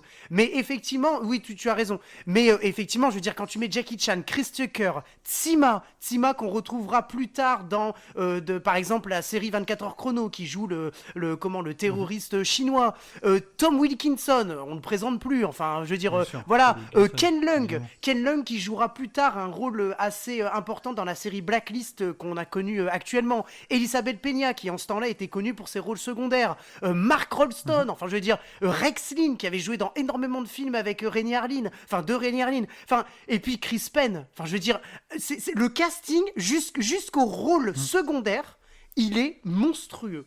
Je pèse mes mots, vraiment. Et donc, je pense que c'est ça aussi qui a fait le succès du film, c'est que le film était vachement bien joué, il était très bien amené, l'humour était relativement bien placé selon moi. La seule chose, c'est qu'on a un excès, comme tu l'as dit, Chris. Je pense qu'on a un excès de Chris Tucker, mais je pense que c'est aussi son jeu, je pense, Chris, non ? Bon, il a déjà été un peu plus dans la retenue, et c'est un excellent acteur. J'ai rien à lui reprocher, c'est un tout bon. C'est juste que dans ce film-là, je sais pas, il en fait un peu trop et c'est un peu énervant, t'as envie de lui mettre des claques. Carrément, mais c'est ça. Il y a la surenchère entre les deux, en fait. Oui. Entre deux acteurs qui sont extrêmement physiques, donc oui, c'est sûr. Et Chris, est-ce que tu as une scène qui t'a marqué dans ce film ? Oui, c'est une simple scène, mais c'est dans la salle de billard. Oh là là, cette scène. Parce qu'il veut pas se battre, il s'excuse à chaque fois, oui. Mais j'ai kiffé vraiment la scène où je ne veux pas de problème. On comprend même pas pourquoi ils sautent tous dessus et pourquoi ils sont alors qu'il a juste dit et négro au patron, quoi. Mais il fallait qu'on montre que Jackie Chan était fort, il fallait qu'on le montre dès le début. Mais j'aime bien cette scène-là parce qu'elle est simple mais efficace. Donc un endroit parfaitement défini, une petite salle, et ça va vite, et on comprend que le mec, il faut pas le faire chier. Et vous avez vu les suites de Rush Hour ? Je suppose que oui. Vous en avez pensé quoi des suites ? Écoute, moi j'aime beaucoup le 2 par exemple. Oui, tout à fait. Parce que Rush Hour c'est pas un one shot en plus, c'est des trucs qu'on continue à avoir beaucoup de succès. Je crois que le succès du 2 surpasse le premier. Oui, actuellement il est même plus vu que le premier. Ça c'est incroyable. Ils sont passés récemment à la télé et le 2 a eu une assez forte audience. Oui, tout à fait. Ouais, c'est un très gros succès le 2, ouais. Après, j'ai moins d'affinité avec le 3 parce que la formule s'essouffle assez vite. Oui, j'ai aucun souvenir du 3, mais vraiment. Moi j'en ai très peu. Voilà, mais c'est vrai que après, c'est une formule classique de buddy movie qui se recycle pas. Donc, c'est ça. Une fois que, si tu veux, le concept est acté, la suite passe. Je pense que le troisième film est trop. De toute façon, tout le monde s'en est rendu compte que le troisième film était trop. Donc voilà, après, ce qui est important là-dedans, c'est que, mine de rien, ça lui a permis d'avoir une espèce de franchise dédiée qui a permis de s'implanter pendant tout son passage et de lier une vraie amitié avec Chris Tucker, parce qu'on voit qu'ils sont encore assez proches. Oui. Pourtant, dans le premier film, Jackie Chan n'a pas aimé le premier film, et avec Chris Tucker, il ne se comprenait pas du tout. C'est-à-dire qu'il se faisait les dialogues sans comprendre ce que l'autre disait. Pas, ouais. C'est assez dingue, ça ne se voit pas à l'écran. À l'image un petit peu du film, parce qu'au début du film, Jackie Chan, il fait style qu'il comprend rien du tout à ce que Chris Tucker raconte, parce qu'il est toujours un peu dans l'excès. Il dit je comprends pas, mais qu'est-ce qu'il me veut lui, surtout cette fameuse scène où alors que Chris Tucker va se garer en plein milieu de l'aéroport sur la piste d'ATC. Je me marre toujours avec ce plan, ce travelling où la caméra se baisse sur la voiture de Chris Tucker. Il s'est garé sur la piste d'atterrissage et l'autre il atterrit, l'avion atterrit, c'est un jet privé, c'est l'avion présidentiel, enfin du consulat, parce que c'est son garde du corps et son meilleur ami aussi au consul Han. On n'a même pas parlé de l'histoire, mais bon, pas besoin peut-être d'en parler. C'est juste la fille du consul Han qui se fait kidnapper en fait, et les méchants demandent une rançon, et donc il va appeler la police ne veut pas s'impliquer dedans, le FBI ne veut pas s'impliquer dedans. Ils veulent avoir leur propre enquête, mais ils vont quand même demander à un bleu de la police incarné par Chris Tucker de s'en occuper, qui d'ailleurs tout le monde se fout de lui dans son bureau parce qu'encore une fois il est dans l'excès, il invente des histoires, il a ce rôle un petit peu du regardez-moi, je sais tout faire. Et en fait, il va être remis en place un petit peu, finalement, petit à petit dans le film. il va être mis en place par Jackie Chan, qui lui, dès la première scène, qui lui dit un truc tout con, c'est ne pas avoir envie de parler ne signifie pas ne pas savoir parler. Moi, je laisse parler les gens qui aiment parler. Et c'est comme ça que je vois qu'ils deviennent des gros nazes. Enfin, je trouve, à chaque fois, il te sort des répliques et il lui dit, enfin, c'est impressionnant, quoi. Et d'ailleurs, il y a une réplique qui m'a choqué, c'est quand il a dit, quand il lui dit, tu vois, je te l'avais pas dit. Alors, du coup, t'as supposé le contraire. Enfin, tu vois, alors que l'autre, comme il lui a pas dit, ça veut dire qu'il savait pas le faire. Enfin, tu vois, c'est à chaque fois, on a une espèce de jeu, et comme tu dis, Chris, tout à fait, c'est à l'image du film, je pense, la mésentente. Je pense que tu seras d'accord. Ouais. Moi, j'ai un gag qui me fait tout le temps hurler de rire, c'est le gag de la plaque de police.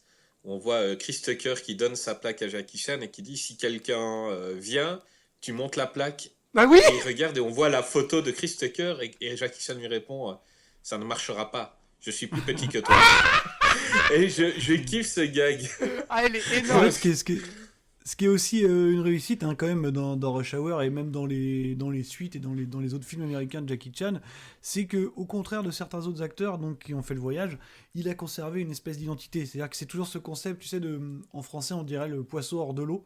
C'est-à-dire que c'est le mec qui est inadapté à son environnement, quoi. Tu vois, il conserve son identité chinoise, hongkongaise affirmée à ce moment-là. Parce que voilà, il arrive aux États-Unis, il rencontre Chris Tucker, qui est donc un mec, comme on l'a dit, qui en fait des caisses, voilà, autant dans la vie qu'à l'écran. Et donc, oui, là, ils ne se comprennent pas parce qu'ils voilà, ils sont juste incompatibles, a priori. Tu vois, c'est tout le contraire, par exemple, je sais pas moi, de Antoine Fuqua qui utilise Chow Fat dans Un tueur pour cible, ouais, en essayant d'en faire un acteur américain quasiment, quoi. Forcément, ça ne peut pas fonctionner. Ouais. Donc, oui, voilà, il a conservé ça pendant son passage américain. Jusqu'au bout, jusqu'à The Foreigner, là, qui est plus vraiment un film américain pour le coup, mais on en reparlera. Tout à fait. Mais jusqu'à The Foreigner, qui est encore, il est ce qu'il est, quoi. Il est un étranger dans un pays hostile, quoi. Donc voilà, c'est aussi une marque de réussite, même dans la comédie, ça fonctionne, quoi. Et en 2000 sort un autre buddy movie réalisé par Tom Day. Donc tu nous as dit, Marvin, que tu aimais ce film. C'est le Shanghai Kid ou le Cowboy de Shanghai au Québec. C'est ça. C'est un autre buddy movie où il forme un autre duo, cette fois-ci avec un acteur peut-être un peu plus sobre que Chris Tucker, qui est Owen Wilson, même si bon, lui aussi est un acteur assez visuel, quand même. Il fait son beau gosse. Il fait son beau gosse. Ouais, voilà, c'est un peu ça. Voilà. C'est un acteur de comédie que j'apprécie plutôt pas mal, Owen Wilson. Ouais, il est cool. On a envie d'être son pote. Tout à fait, absolument. Ouais, voilà, absolument. Ça marche plutôt pas mal, quoi. Il y a des films avec Ben Stiller, Vince Vaughn qui marchent assez bien, je trouve, en termes de comédie, quoi. Donc il y a ce film-là aussi, qui est une production Buena Vista, donc Touchstone, qui était, comme tu as dit tout à l'heure, Greg, une filiale de Disney, une formidable boîte de production qui a produit Armageddon ou Pearl Harbor, entre autres. Est-ce que tu peux nous faire le pitch, Marvin, justement, oui, alors, du si Shanghai tu veux, Kid? j'avais même noté ce pitch, tellement je... On est dans un espèce de... En gros, on est dans une temporalité complètement western, ça se passe à la fin du 19e siècle, en fait. Et donc, on est sur le kidnapping le kidnapping, la capture d'une princesse, donc, qui est interprétée par Lucy Liu. Oh là là, j'adore. Ah oui, Lucy Liu, formidable. Enfin... Ouais, moi aussi j'aime beaucoup. Et donc elle est capturée, emmenée aux États-Unis, en gros pour obtenir une rançon, quoi. Et donc c'est l'histoire de ce fameux garde impérial, donc qui est John Wayne, qui est interprété par Jackie Chan. Avec le nom de John Wayne. Ouais, à peine John Wayne. Oui, c'est ça. Il m'appelle John Wayne. Qui est envoyé sur place pour, à la base, verser l'argent et puis récupérer la princesse et puis en gros partir sans faire d'histoire. Bon, après, voilà, il va se passer un tas de péripéties dont sa rencontre avec un espèce de hors-la-loi un peu raté, un peu foireux, on peut le dire, qui s'appelle Roy O'Bannon et qui est incarné par Owen Wilson. Voilà. Donc voilà le pitch de ce fabuleux Shanghai Kid. C'est un film qui est plutôt sympa. C'est un film popcorn, c'est un film feel good. Exactement. Qui est encore réalisé par un mec un petit peu en dilettante, parce que Tom Day, si on s'attarde 2 secondes sur sa carrière, c'est pas non plus un gros tueur. C'est hormis Shanghai Kid, d'ailleurs, il a pas fait énormément de choses.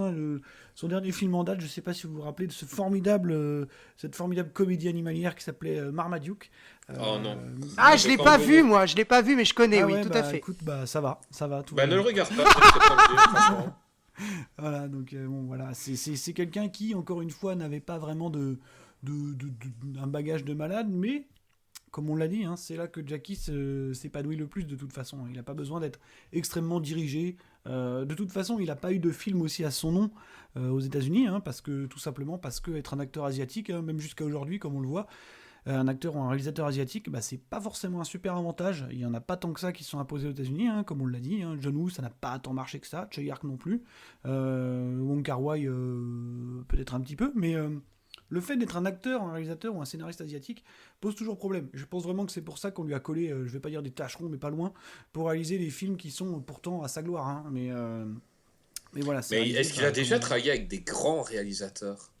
Je crois qu'il est choisi en fonction de la liberté qu'on lui laisse. Tu considères comme grand réalisateur. Après, tu vois, par exemple, ses premiers films à succès, ses premières comédies qui sont Le Chinois des Chênes et Drunken Master sont quand même réalisés par Yuan Wuping, tu vois, qui est quand même quelqu'un. Alors, peut-être qu'en Occident, on le connaît plus comme étant le chorégraphe, directeur des combats de Matrix ou Tigre et Dragon, hein, quand même un truc important sur le CV. Mais c'est aussi un réalisateur très important en Asie, quoi. Ou même Sammo Hung, hein, il a été sous Sammo Hung, il a été sous Kurt Kong, qui sont des mecs quand même très importants. Mais par exemple, il a même tourné pour John Woo, hein, quand il faisait encore de la comédie. Hein, voilà, c'est ça, j'allais dire. J'allais finir à John Woo. Je pense que Jackie Chan n'aurait pas accepté d'être filmé par John Woo sur les scènes d'action. Les scènes auraient été à la John Woo, cutées, ralenties, et Jackie Chan n'a pas envie de ça.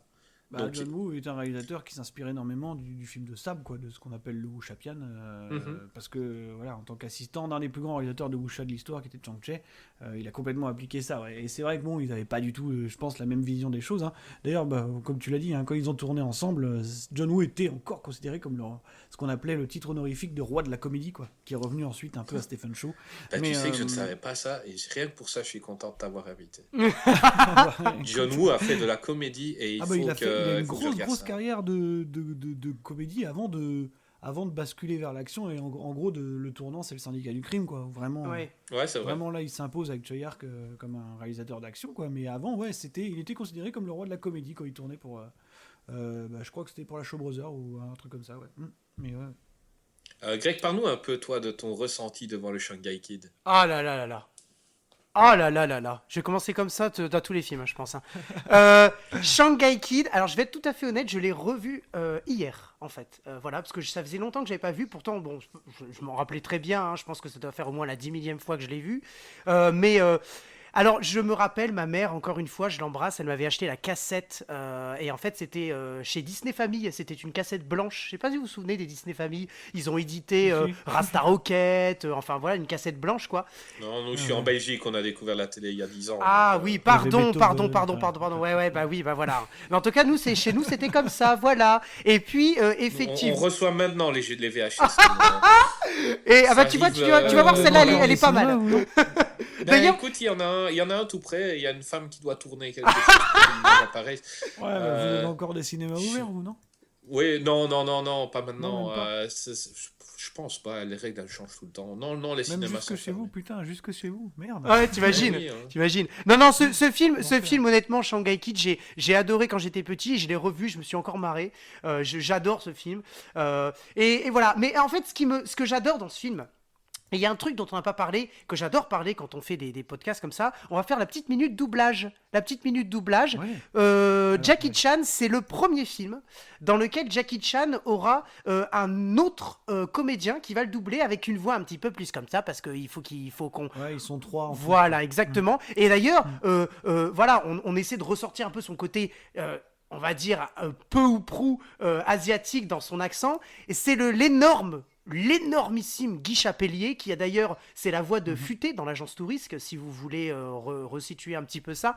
Et voilà, il y a effectivement celui qu'on connaissait, c'est William Corrin, le doubleur, pardon, le comédien exerçant l'activité du doublage, on dit pas doubleur, voilà. Ta gueule, auditeur. Voilà, je m'en doutais que t'allais dire ça.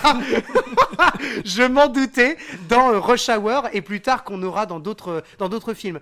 Et en fait, je reviens juste dans Shanghai Kid. J'ai adoré ce film parce que c'est la première fois que j'ai entendu une voix différente, une voix française différente pour Jackie Chan, parce que je D'ailleurs, n'avais... c'est juste, Oui. juste si tu me permets là-dessus, Ouais. il y a un troisième doubleur d'ailleurs qui officie depuis pas très longtemps sur ces films, notamment dans le doublage français, Ouais, parce que ces films aujourd'hui en France sortent plutôt sous le format DTV, hein, sortent plus en salle. absolument. Il y a un truc qui est sorti il y a quelques années qui s'appelle Railroad Tigers, Oui, où il fait une espèce de braqueur de chemin de fer, quoi, tu ouais, vois. ouais, tout à fait. Qui est plutôt un film qu'il utilise pour faire tourner son fils, quoi.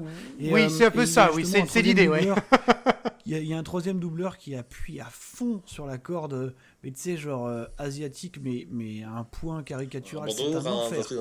Ouais, non, mais t'exagères à peine là. C'est un enfer, quoi. Donc je sais pas ce qui s'est passé. ben, en fait- je sais pas si et ils ben, ont en fait, jeté le doublage par-dessus la jambe, quoi. Et ben en fait, Mais, justement, ce doubleur, c'est Guy Chapelier.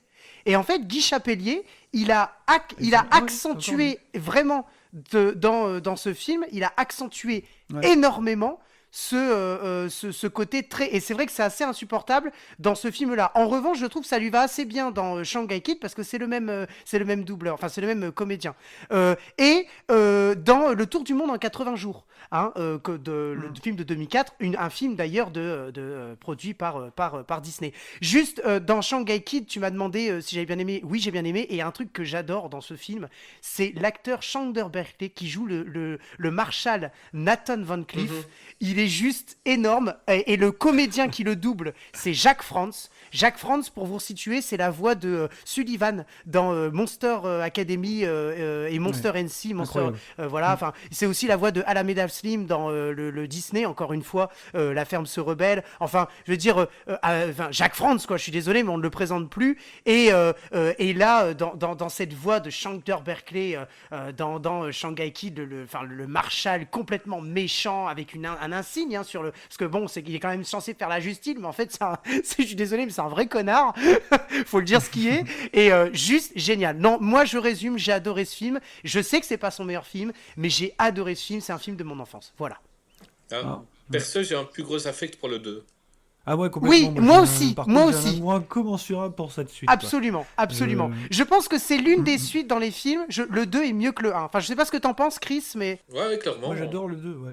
Et on a Donnie Yen en antagoniste, quand même. Oh aussi, là, ouais. Qui donne lieu à quelques scènes assez dingos. Hein. Donc voilà. C'est la première fois, d'ailleurs, et c'est peut-être la seule fois, moi que je me trompe, qu'on a cette opposition de Jackie Chan Donnie Yen. Tout à fait. Bah, selon moi, c'est la seule fois. C'est vraiment deux philosophies des arts martiaux qui sont vraiment opposés, quoi. Voilà, entre le Jackie Chan qui en plus a son top du burlesque dans Shanghai Kid 2, quoi, où vraiment là il en fait des caisses, tu vois, vraiment dans Shanghai Kid 2 il est à fond, quoi, par rapport à Donnie Yen qui est déjà en fait cette espèce de machine de guerre Exactement. tu sais, Ouais. infaillible et puis d'une technique monstre, quoi. Donc non, le 2 est en fait beaucoup plus impressionnant, je pense, sur le plan de l'action. Je trouve vraiment que l'intrigue de toute façon des deux Shanghai Kid est pas hyper intéressante et dans les films où officie Jackie Chan, en général, l'intrigue de toute façon est secondaire, hein, c'est avant tout un cinéma visuel. Oui. Mais alors, Shanghai Kid 2 en termes d'action est complètement dingue, quoi. Vraiment. Moi, j'adore On en parle pas beaucoup, hein. le passage où, donc, en arrière-plan, on entend souvent parler de Jack l'Éventreur. Ouais. Et puis, il y a la sœur de Jackie Chan qui est énervée. À un moment, elle marche de mauvaise humeur. La nuit, il y a un gars qui dit bonjour, mademoiselle. Et en 3 secondes, c'est elle qui a tué Jack l'Éventreur. Ah oui, non, mais en fait. c'est énorme. En 3 secondes, Excellent. elle lui pète la gueule. Et donc, en fait, si Jack l'Éventreur a disparu, c'est grâce à la sœur de Jackie Chan. Et, rien que pour ce gag-là, c'est énorme. Moi, c'est un truc, j'y crois, quoi. Tu vois. Voilà. Ah oui, j'ai envie d'y croire. Ah, mais bien Même sûr. si, Bien sûr. si historiquement, un Chinois, à cette époque-là, il n'aurait peut-être pas survécu longtemps quand on connaît un peu les Américains, leur racisme, mais on a envie d'y croire et c'est bon enfant et c'est fun et on s'amuse bien. Dans ce Il y a film-là... un autre film... Ah ouais. Vas-y. Non, pardon, je disais dans ce film... à la film... suite parce qu'on Dans commence à être tard. dans ce film-là, Shanghai Kid 2, il y a un truc que j'ai adoré, c'est le combat dans le musée de Madame Tussauds. En fait, Aussi, c'est pas le combat en lui-même, c'est juste de voir le musée, quoi. Ils se battent dans un musée. C'est juste ça qui m'a fait kiffer, en vrai. Voilà, tu m'as fait niquer ma transition. J'allais dire un autre film bon enfant, c'est Karate Kid. Ah oui, c'est vrai, il y a ça, merde. Ah merde, putain. Et on peut pas parler de Shanghai Kid, là? Et en fait, si un jour tu fais une émission sur Choyun Fat, t'es obligé de parler Dragon Ball Evolution, en fait, c'est ça l'histoire. Mais clairement, je peux pas rater Ok, Choyun d'accord, Fat en Tortue Géniale. C'est Ouais, d'accord. la plus... Tortue Non, Géniale, qui est un personnage, d'ailleurs, hein, glissons-le, qui est totalement inspiré de Jackie Chan. Hein. Ah, clairement. Il s'appelle Jackie clairement. Chun, hein, d'ailleurs. Jackie Chun. Oui, quand il y a le tournoi, c'est Jackie Chun. C'est ça, Ah ouais, quoi. bon, il a moins le côté Jackie Chan a moins ce Et- côté pervers. Voilà, et il utilise oui, aussi la technique du Drunk Master, donc Effectivement. clairement. Karate Kid, écoute, t'as l'air de Projet détester compliqué. ce film, et moi, le seul affect que j'ai pour ce film, trop long, trop à la gloire du fils de Will Oui, Smith, oui, oui. l'affect que j'ai pour le film, c'est l'interprétation de Jackie Chan que je trouve assez touchant dans le film. Et je ne l'avais pas encore vu dans un film. Déjà, il est devenu un maître, donc autant dans les films avant, c'était toujours l'actionneur, le héros. Là, ça devient le maître, tout doucement, comme la suite de sa carrière. Et je le trouve assez touchant. Donc, le Karate Kid, pour ceux qui n'ont pas vu, c'est un jeune afro-américain qui part avec sa mère vivre en Chine. Et là-bas, il y a les enfants qui se moquent de lui. Et il va se faire entraîner par Jackie Chan, qui est le gardien d'un immeuble, le réparateur, enfin, qui est aussi accessoirement un maître de kung-fu. Et voilà, donc c'est un film que j'ai plus envie de revoir. C'est beaucoup trop long, c'est beaucoup Ah trop non, long. non, Je veux dire, personne il aurait ne- duré 1 heure en moins, j'aurais été content. Mais j'avais vraiment envie de parler de l'interprétation de Jackie, qui est vraiment en nuance, qui est touchant, qui peut faire même limite pleurer à un moment. Franchement, il est... Là-dedans, il m'a épaté. Toi, Greg, t'en penses quoi du Karate Kid quand on se dispute avec Marvin? Non, Oh non, c'est bon, moi je coupe. Hein, c'est le bon. non, alors honnêtement, sur je vais Spielberg, te il dire un regrette. truc. Je vais te dire, il y a deux films que je n'ai pas vraiment appréciés avec Jackie Chan, mais son interprétation est intéressante. C'est Karate Kid. J'ai pas vraiment apprécié ce film. Déjà parce que j'avais vu les anciens Karate Kid et le Karate Kid 1 est juste génial. Enfin, moi j'ai adoré. C'est très vieux. Enfin, c'est assez. Et assez... regardez Cobra Kai. Mais, Paraît-il, j'ai pas encore. ouais. Mais, Eh ben, tu quittes le podcast maintenant. mais, Désolé, Greg, vas-y. non, mais J'attends son honnêtement, deuxième film, j'ai peur. honnêtement, je n'ai pas vraiment apprécié ce film pour deux raisons. La première, c'est que j'ai trouvé le film, ce qui n'a rien à voir je vais pas faire la comparaison avec le premier, hein, Karate Kid 1. Non, on est sur ce film-là. Je l'ai trouvé très long. C'est ce que tu as dit, Chris. J'ai trouvé que ça avançait pas trop, c'est assez long, enfin bref. Et il y a une deuxième chose qui m'a ennuyé, mais en fait j'ai bien aimé en même temps, c'est que Jackie Chan, en fait, n'est pas l'objet du film. C'est ça qui m'a un peu déçu. Même si j'avais déjà vu des films avec Jackie Chan où il jouait pas non plus le rôle premier, mais ça m'a un peu déçu. Et puis c'est surtout que j'ai eu un peu de mal à l'accepter, mais il faut finalement, c'est de le voir basculer tout doucement du côté du maître plutôt que de l'apprenti. Moi qui ai adoré les films dans lesquels il était jeune, insouciant, innocent, je dirais, apprenti. Il apprend, dans les premiers films, il apprend à se battre. Il a souvent des maîtres. Et là, c'est lui qui devient le maître. C'est exactement ce que tu disais, Marvin. Et là, on a un Jackie Chan qui devient vieux. Alors, il a quand même vachement bien vieilli avec la petite moustache qui est très moche d'ailleurs, les quelques cheveux blancs. Mais voilà. Voilà. Et en fait, c'est pour ça que je n'ai pas aimé ce film. Après, il y a un autre truc aussi que j'ai pas aimé, c'est vraiment, je suis désolé, hein, mais je n'aime pas du tout l'interprétation du gamin Jaden Smith. C'est un film pour le montrer lui. J'ai pas du tout apprécié.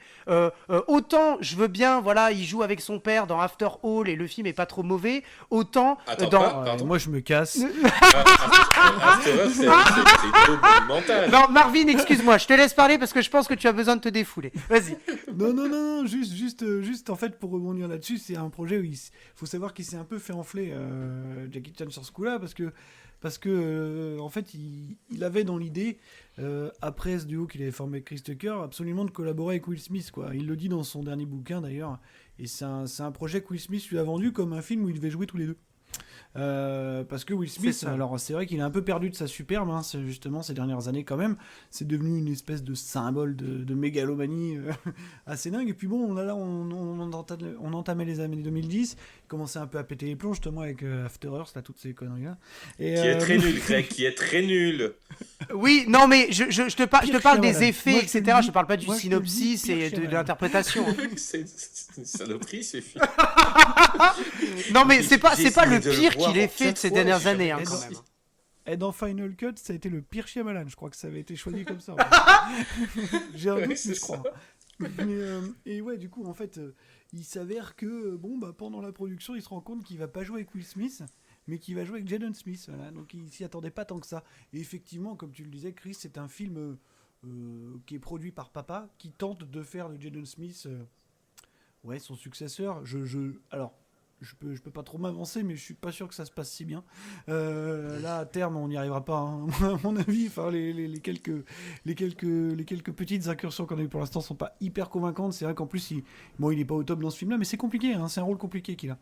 Mais pourtant, Après, il s'est donné, hein, pendant 1 an, il s'est entraîné pour avoir un assez bon niveau. Et le gamin Et je trouve que par pas... contre, il se débrouille pas mal. Ça va encore. Enfin, tu vois, dans les scènes d'entraînement, je trouve qu'il est pas si mauvais. C'est pas ça qui me gêne, moi. C'est vraiment les espèces de scènes un peu larmoyantes, là où vraiment ça colle pas, ça marche pas, quoi. Mais Ouais, c'est vrai. ouais, c'est compliqué. Et tu parlais justement, Greg, du fait que Jackie Chan soit devenu le maître, en fait. C'est le miroir de Drunken Master, quoi, où il était l'apprenti de je sais plus comment s'appelle le maître, mais l'acteur c'était le père de Yuan Wuping, hein, d'ailleurs. Oui, tout à fait. Et ouais, il est devenu le maître chinois, quoi. D'ailleurs, c'était le titre français de Drunken Master. Voilà, et c'est ce que j'allais Ce qui est dire. drôle, c'est que ça lui... C'est ça. C'est qu'en fait, c'est ce qu'il dit maintenant, c'est que c'est aussi l'espèce de tendance qui a commencé, enfin, qui a même achevé de lui faire prendre ses distances avec l'industrie hollywoodienne, quoi. Déjà, il a eu du mal à digérer l'histoire avec Will Smith, quoi, parce que voilà, il avait ce projet de tourner avec lui, bon, ça s'est pas fait, ça se fera certainement pas. Et en plus de ça, dans la foulée de Karate Kid, on a commencé à lui proposer que ces rôles-là, en fait, d'espèces de héros d'action vieillissants, de maître chinois. C'est lui qui dit, on ne me propose que des rôles de maître chinois, et lui, il voulait plus jouer ça, quoi. Ah bah bien sûr, Donc, bien sûr. c'est aussi une des raisons pour lesquelles on le voit plus dans des blockbusters hollywoodiens et pour lesquels il déclare qu'il ne jouera plus. Il peut y avoir des exceptions, on va peut-être en parler un peu après, mais il ne jouera plus dans ce genre de truc, quoi. Il a plus Ou envie de alors, faire ça. s'il y joue, Marvin, c'est ce que tu dis, s'il y joue, il bascule plutôt dans un C'est un autre peu plus type en de nuance, rôle. parce que- En fait, c'est son jeu Parce que d'acteur c'est vrai qui se qu'on l'a pas dit. Voilà, ou son personnage, c'est son personnage qui va changer. C'est plus le chinois qui arrive et hop, voilà là, il fait des trucs et il est content et dans Rush Hour. Enfin, je veux dire, c'est autre chose. S'il bascule, s'il revient dans un film comme ça d'action, et on aura l'occasion d'en reparler parce que je pense que c'est celui juste après dans notre liste, oui, bien sûr. mais effectivement, on a un autre rôle. On a un autre personnage parce qu'on a une autre interprétation. Et moi, je trouve, c'est là où il excelle. C'est une interprétation de plus en plus dramatique. C'est là où ça devient intéressant pour lui. Que Jackie Chan, dans sa vie, il a 2 grands complexes qui sont connus, hein, qui déclare lui-même. Le premier, c'est de ne pas savoir lire ni écrire. Donc à l'heure actuelle, voilà. Et le deuxième, c'est de ne pas être considéré comme un véritable acteur. C'est-à-dire que Jackie Chan, du point de vue, alors peut-être moins en Chine et à Hong Kong, mais en tout cas d'un point de vue occidental, c'est un petit peu le pitre, c'est un peu l'acteur de comédie, tu sais, j'ai envie de dire le Pierre Richard de Hong Kong, quoi. Voilà, c'est ça, c'est un peu ça.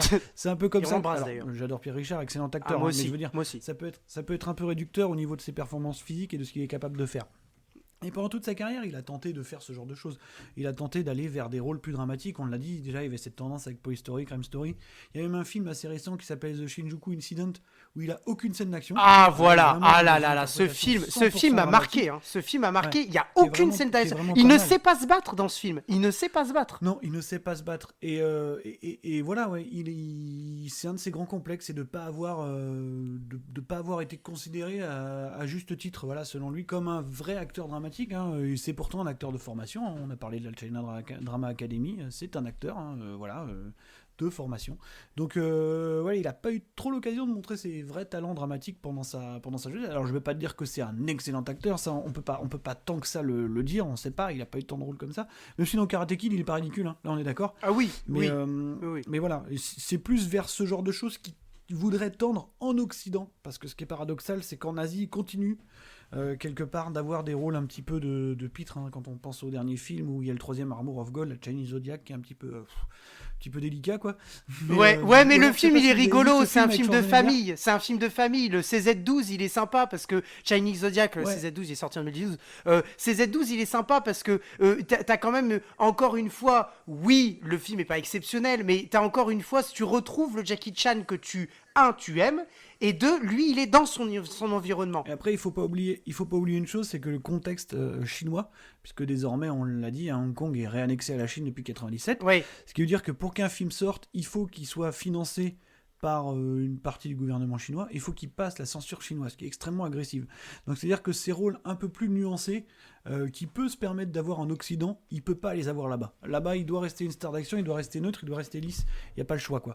Et donc, il est obligé de faire ces trucs-là. Il a fait un truc aussi qui est son premier film de science-fiction, qui s'appelle Bleeding Steel, Oui. qui est pas simple à voir non plus, quoi. Il est très violent aussi. Il est très violent, Bleeding Il est Steel. ouais, Très il violent. est plus dans un truc violent, mais bon, tu vois, ça reste en surface, quoi. Oui, tout à fait. Un truc comme The Foreigner, on va en parler après, voilà, c'est évident. Un truc comme The Foreigner, ça aurait pas pu exister en Chine. Ah C'est non, pas non, non, possible. non, non. Mais Bah, c'est- en parlant du Foreigner, on va y arriver justement, Ah bah, on parce va y que arriver, alors. pour la petite histoire, je n'avais jamais vu ce film. Quelle transition. Donc, pour expliquer un peu aux auditeurs, donc on a choisi Jackie Chan, c'est un kiff pour Greg Oh qui là est là, méga fan. Merci, hein, merci. Moi, hein. j'aimais ses films, mais je ne m'étais jamais vraiment intéressé à sa carrière et j'avais vu des films plic-ploc. Et donc, hier, j'ai vu The Foreigner. Putain, que c'est top. J'ai Ouais, vraiment c'est aimé c'est ce vraiment film. Ah, tu fais plaisir, Chris, ah oui, tu fais c'est fou. plaisir en vrai. Ouais, Greg, je t'avais dit que je ferais la surprise, Ah ce ouais, que j'en pensais. carrément. Ben voilà, j'ai vraiment, je m'attendais pas du tout à ça. J'avais vu le film passer plusieurs fois. L'affiche me tentait pas, le pitch me tentait pas. Mais le film est assez énorme. Greg, fais-moi un peu le pitch du film. Yes, merci. Alors, en fait, c'est l'histoire de Jackie Chan. Donc, c'est un. Alors, on va le savoir plus tard, hein, mais je vous le dis. Hein, attention, spoiler alerte. C'est un Allez. alerte spoiler. C'est un c'est un ancien des forces des forces marines, me semble-t-il, anti-terror. Force spéciale. Force quoi, spéciale, voilà. pardon. Voilà, force Et spéciale c'est anti. Steven Seagal. Anti, c'est pas voilà, Jackie c'est Chan. ça, c'est ça. Sauf qu'en fait, on le sait pas au début. C'est juste, en fait, un mec qui, voilà, Monsieur Kwan, un Chinois qui a émigré à Londres pour vivre à Londres. On sait rien, en fait, de lui. Hein. Et c'est ça qui est la force du film, c'est que petit à petit, on va savoir qui il est. C'est ça qui est génial. C'est pas comme Seagal, où Seagal, lui, on sait dès le début, s'il est boulanger, il a quand même eu un passé de force spéciale, tu vois. Là, non. Là, c'est un petit, c'est un petit restaurateur. C'est un petit restaurateur, Monsieur Kwan. Et voilà. Et en fait, le début du film, ça commence. Il est horrible parce qu'il y a une bombe qui explose. On est en Irlande. Et il y a une. Non, en pardon, Angleterre. on est en Angleterre. Excusez-moi, c'est parce que je Ouais, pense ça à commence en Irlande Angleterre. parce que c'est justement donc l'IRA. Voilà, bref. Et donc la bombe explose et sa fille meurt. La seule personne qui lui reste de sa famille, parce qu'après on va savoir pourquoi. Machin là, je vous raconte pas tout. Mais sa fille, voilà, sa fille décède et il dit voilà, j'ai pas su la protéger. C'était la seule chose qui me restait de ma famille. Je l'aimais, etc., etc. Et alors il va partir dans une chasse. Je pense qu'on peut le dire. Ça va être un truc de fou parce qu'il va partir dans une chasse où il va dire qui a tué ma fille. Je veux le nom des responsables. Et face à lui, Pierce Brosnan qu'on embrasse, l'ancien James Bond. Pierce Brosnan qui est Forcément. énormissime. Le charisme qu'il a dans ce film. Le charisme. Il est Premier ministre irlandais. Ouais, vice-ministre. Oui, en je fait, pense. oui, voilà, C'est c'est un le truc, vice. Et un peu plus bas, ouais. il a potentiellement le nom des gens qui ont posé En fait, les parce bombes. que C'est ça. c'est un ministre qui est reconnu. De toute façon, c'est vrai, ça se passe. C'est un truc réel. Hein. C'est un ministre qui est reconnu comme un ancien membre de l'IRA, en fait, puisque l'ancienne IRA telle qu'on a pu la connaître il y a quelques années, et maintenant compte maintenant des membres de toute façon qui sont intégrés à la politique du pays, puisqu'ils ont pris un tournant plus diplomatique, on va dire, quoi. Donc c'est ça le personnage de Pierce Brosnan. Quoi. Ouais. On va Et- pas trop spoiler le film tout simplement Non, parce on va que éviter. les autres, les trois quarts des gens les ont vus et celui-là, je sais que il a un peu rebuté des gens. J'espère qu'on va donner envie à des gens de le voir. Mais alors, on parlait d'interprétation sur Karate Kid. Là, c'est un cran au-dessus de Jackie. Bah ouais, là c'est vraiment l'aboutissement en fait de cette espèce d'élan dramatique qui a en fait.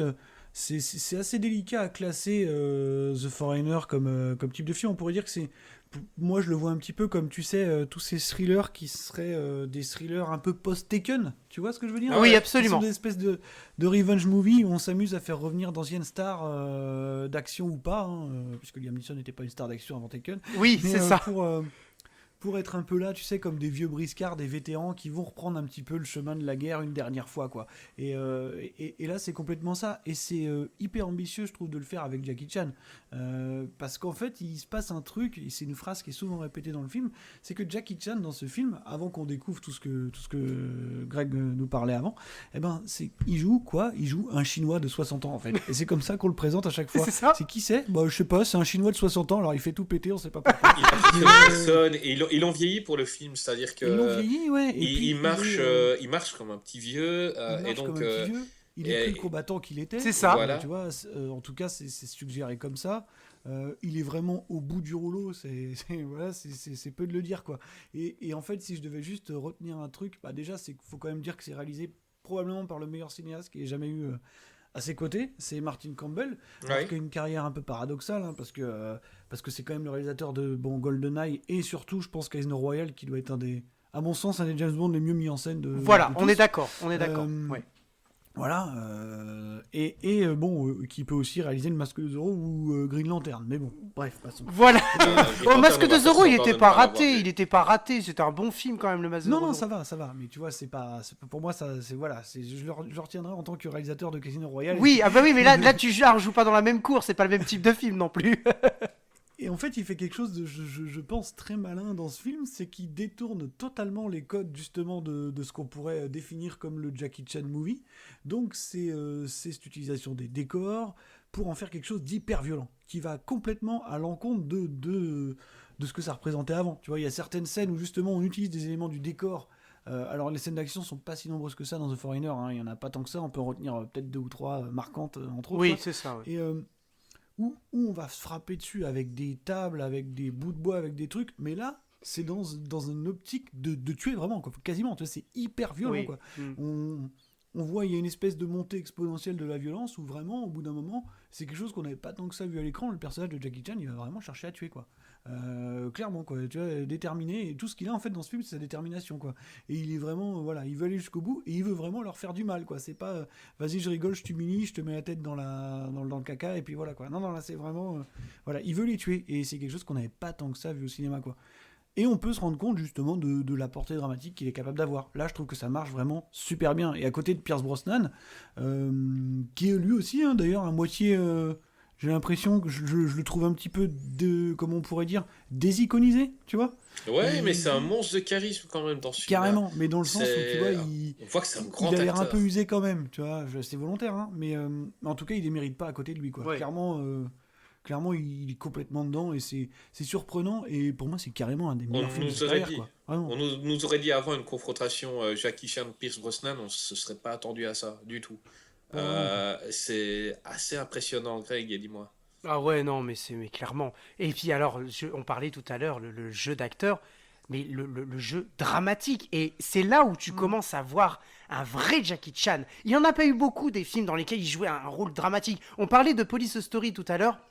Il y a un film, les 2 derniers, ce qui sont des reboots, New Police Story, le numéro 5, et Police Story Lockdown 2013, le numéro 6, enfin le 6e volet, en fait ils n'ont pas de numéro parce que c'est des reboots, le rôle mais dramatique, le visage, en plus une coupe de cheveux très ride, très rigide. Tu parlais tout à l'heure, Marvin, des plans dans j'allais dire Casino Royale, tu vois, c'est un joli lapsus.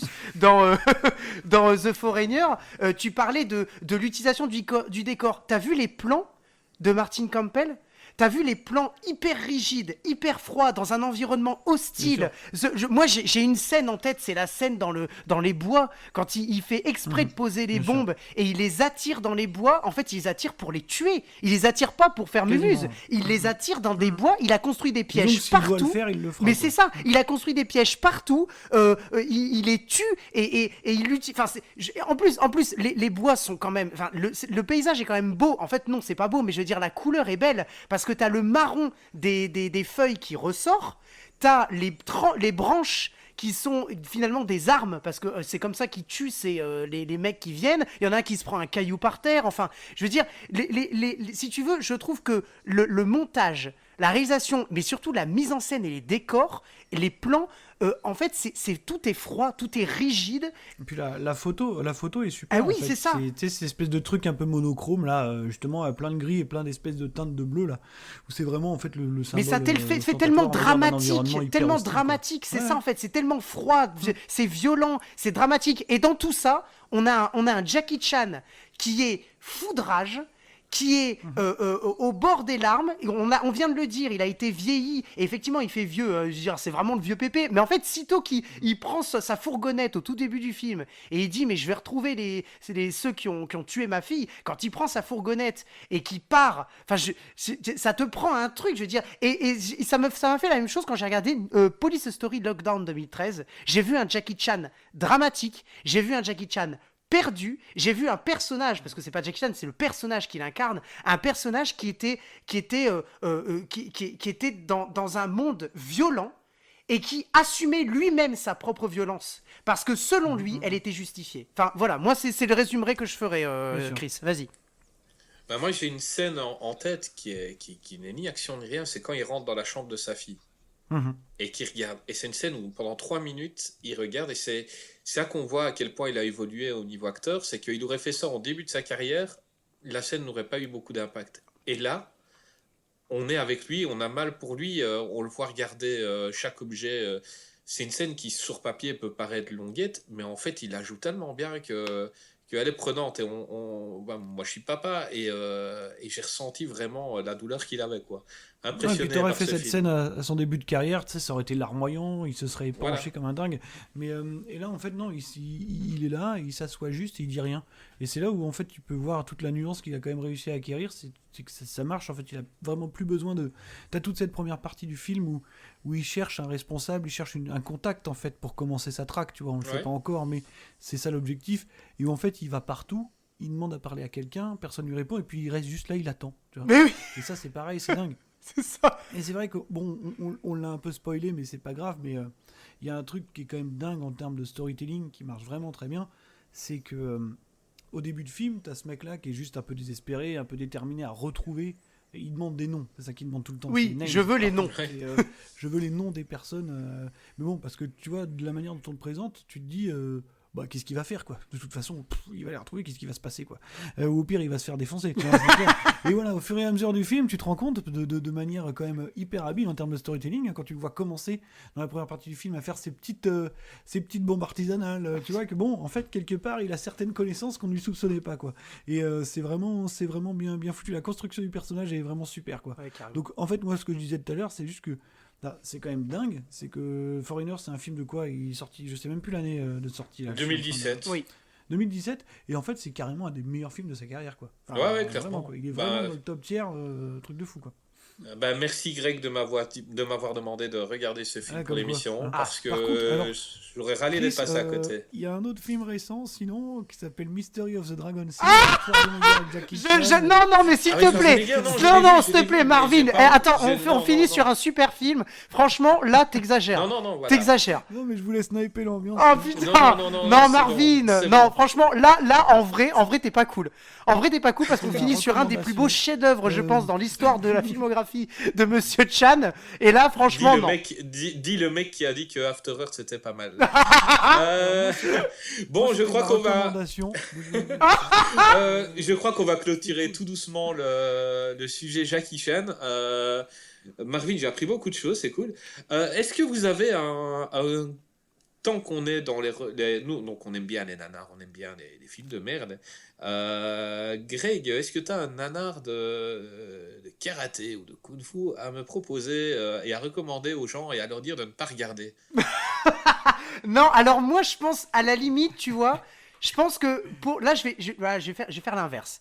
C'est-à-dire que je vais citer un film que je pense peut-être beaucoup de gens ont vu, mais si vous ne l'avez pas vu, alors voyez-le, qui paraît être un nanar, mais c'en est pas un. Et d'ailleurs, on est dans le ridicule total, mais c'est complètement assumé. Et ça mélange kung-fu, mais ça mélange aussi football. Ça mélange, Ah, ok, on a compris. ça mélange ridicule. C'est formidable, Et- Shaolin Soccer. Merci arrêtez. beaucoup, Marvin. Et franchement. J'adore ce film. Alors, je pense honnêtement, voilà, c'est assumé et c'est de la rigolade. C'est pas du tout, pour le coup, un film qui se prend au sérieux. C'est pas un nanar. C'est vraiment un film. Il y a eu des moyens. On sent qu'il y a eu, qu'il y a un objectif, c'est de faire rire. C'est une comédie, ce film. Hein. C'est complètement assumé. Et voilà, il y en a eu un autre qui s'appelle Shaolin Basket, qui est selon moi un peu moins bien. Mais Shaolin Soccer, il est génial. Et voilà. Et moi, ce que j'ai adoré, c'est ce mélange. Moi, j'étais tout gamin quand je l'ai vu. J'avais la cassette, voilà, achetée par ma mère, je l'embrasse. Et effectivement, il y avait ce mélange de kung-fu et de sport. Moi, j'adorais le foot et j'adore toujours le foot. Et je me suis dit, mais si on pouvait réellement faire ça, ce serait trop cool. On pourrait marquer des buts sans Ils ont problème. mélangé un film de Mais par Jackie contre, Chan avec Olivier Tom. Greg, t'es hyper underground parce que. Greg, t'es hyper underground parce que tu sais que le DVD existait déjà en 2005. Hein. Moi, je dis ça. Ah bon Oui, Oui, mais oui, il c'est vient vrai, du oui, nord de tu la as raison. France. Non, Il mais vient du nord de je la l'ai eu en France. cassette et après, effectivement, je l'ai eu en DVD parce que, ouais, mais à l'époque, ça coûtait quand même Non, vachement mais je cher les rigole. DVD quand même. Ce qu'il faut juste dire en passant, c'est qu'il y a deux versions de ce film. Euh, une qui est probablement celle que beaucoup de gens ont vue, c'est la version occidentale de Miramax, en fait, qui a été coupée dans tous les sens par Harvey Weinstein. Parce que justement, l'humour cantonais de Stephen Chow collait pas avec ce qu'il voulait en faire, quoi. Et donc, il y a une version, je crois, qui a dû être rééditée par HK Vidéo à un moment donné. Oui, absolument, tout à fait. Et qui est. Ouais, elle est plus longue de. Peut-être 40 minutes. Hein. Je crois il y a Ah, beaucoup quand de choses. même. Ah, je Donc, me, j'ai pas, je me ouais. suis pas rendu compte, tu vois. Alors, je dis peut-être une grosse connerie, j'en suis désolé. Mais au moins 20 minutes, ça, j'en suis persuadé. Ok. Où, voilà, il y a un peu plus de sang. Il y a un générique en animation qui a été complètement coupé de la version occidentale. D'ailleurs, on sait pas trop pourquoi. Ouais. Et voilà, donc oui, Shaolin Soccer, je te suis largement là-dessus. Je pense que ça mérite d'être revu. Après, petit disclaimer, c'est vrai que c'est de l'humour cantonais à 100%, Voilà, avec voilà. tout ce que ça comporte de misogynie, d'humour anti-handicapé, ce genre de trucs. Voilà, il faut pouvoir en faire abstraction. C'est un petit peu limite parfois, mais bon, c'est ce qu'on appelle le moletto, c'est l'humour de Stephen Tout Chow. à fait. Est-ce que toi, t'en aurais un à nous conseiller? Alors écoute, moi je vais être presque dans l'actu là, je tente un truc. C'est un film qui va être réédité bientôt, je crois que c'est chez ESC, qu'on pourrait considérer comme un très mauvais film, qui peut-être l'est, mais ça dépend. C'est le premier film que John Woo a réalisé aux États-Unis, donc c'est un film d'arts martiaux qui s'appelle Chasse à l'homme. Oh là là. Ah, Avec Jean-Claude Van Damme et son Oh, punaise. et un serpent. Effectivement, Voilà. c'est Et qui est ESC juste- Édition qui le fait, tout à fait. C'est ESC édition dans leur boîtier VHS là qui sont plutôt jolis. Hein. Oui, D'ailleurs, c'est joli, ils ouais, ça fait un peu rééditent aussi rétro. Un autre film Ouais, réalisé c'est par un cool. Hongkongais aux États-Unis qui s'appelle. Je crois que c'est un film Chucky là, réalisé par Ronnie Yu, je sais plus lequel c'était. Ouais.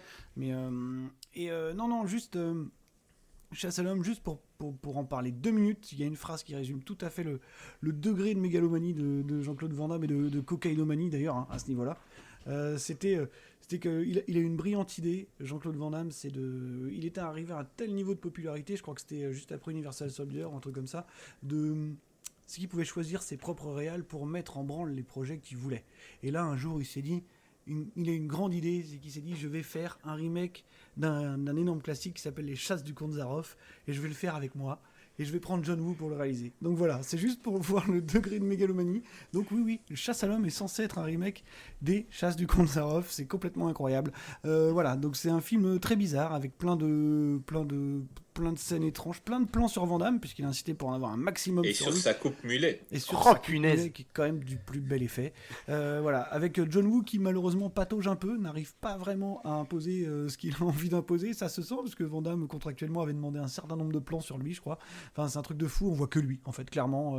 Il a imposé un temps de présence réduit à tous les autres acteurs. C'est assez bizarre. C'est hyper violent par moments. Le serpent, il a eu beaucoup de. beaucoup de. Comment C'est un peu dire, trop, de plans tu vois. sur lui. Parce que Et puis le mec, il dégaine sa jambe, quoi. Tu vois, ça c'est fou. Oh là là, c'est incroyable.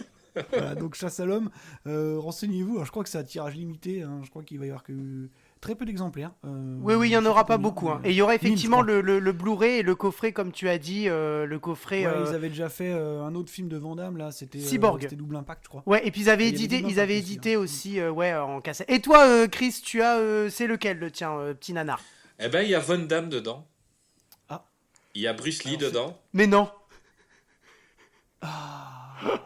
Oh mais C'est Karate Tiger. oh putain, le Tiger.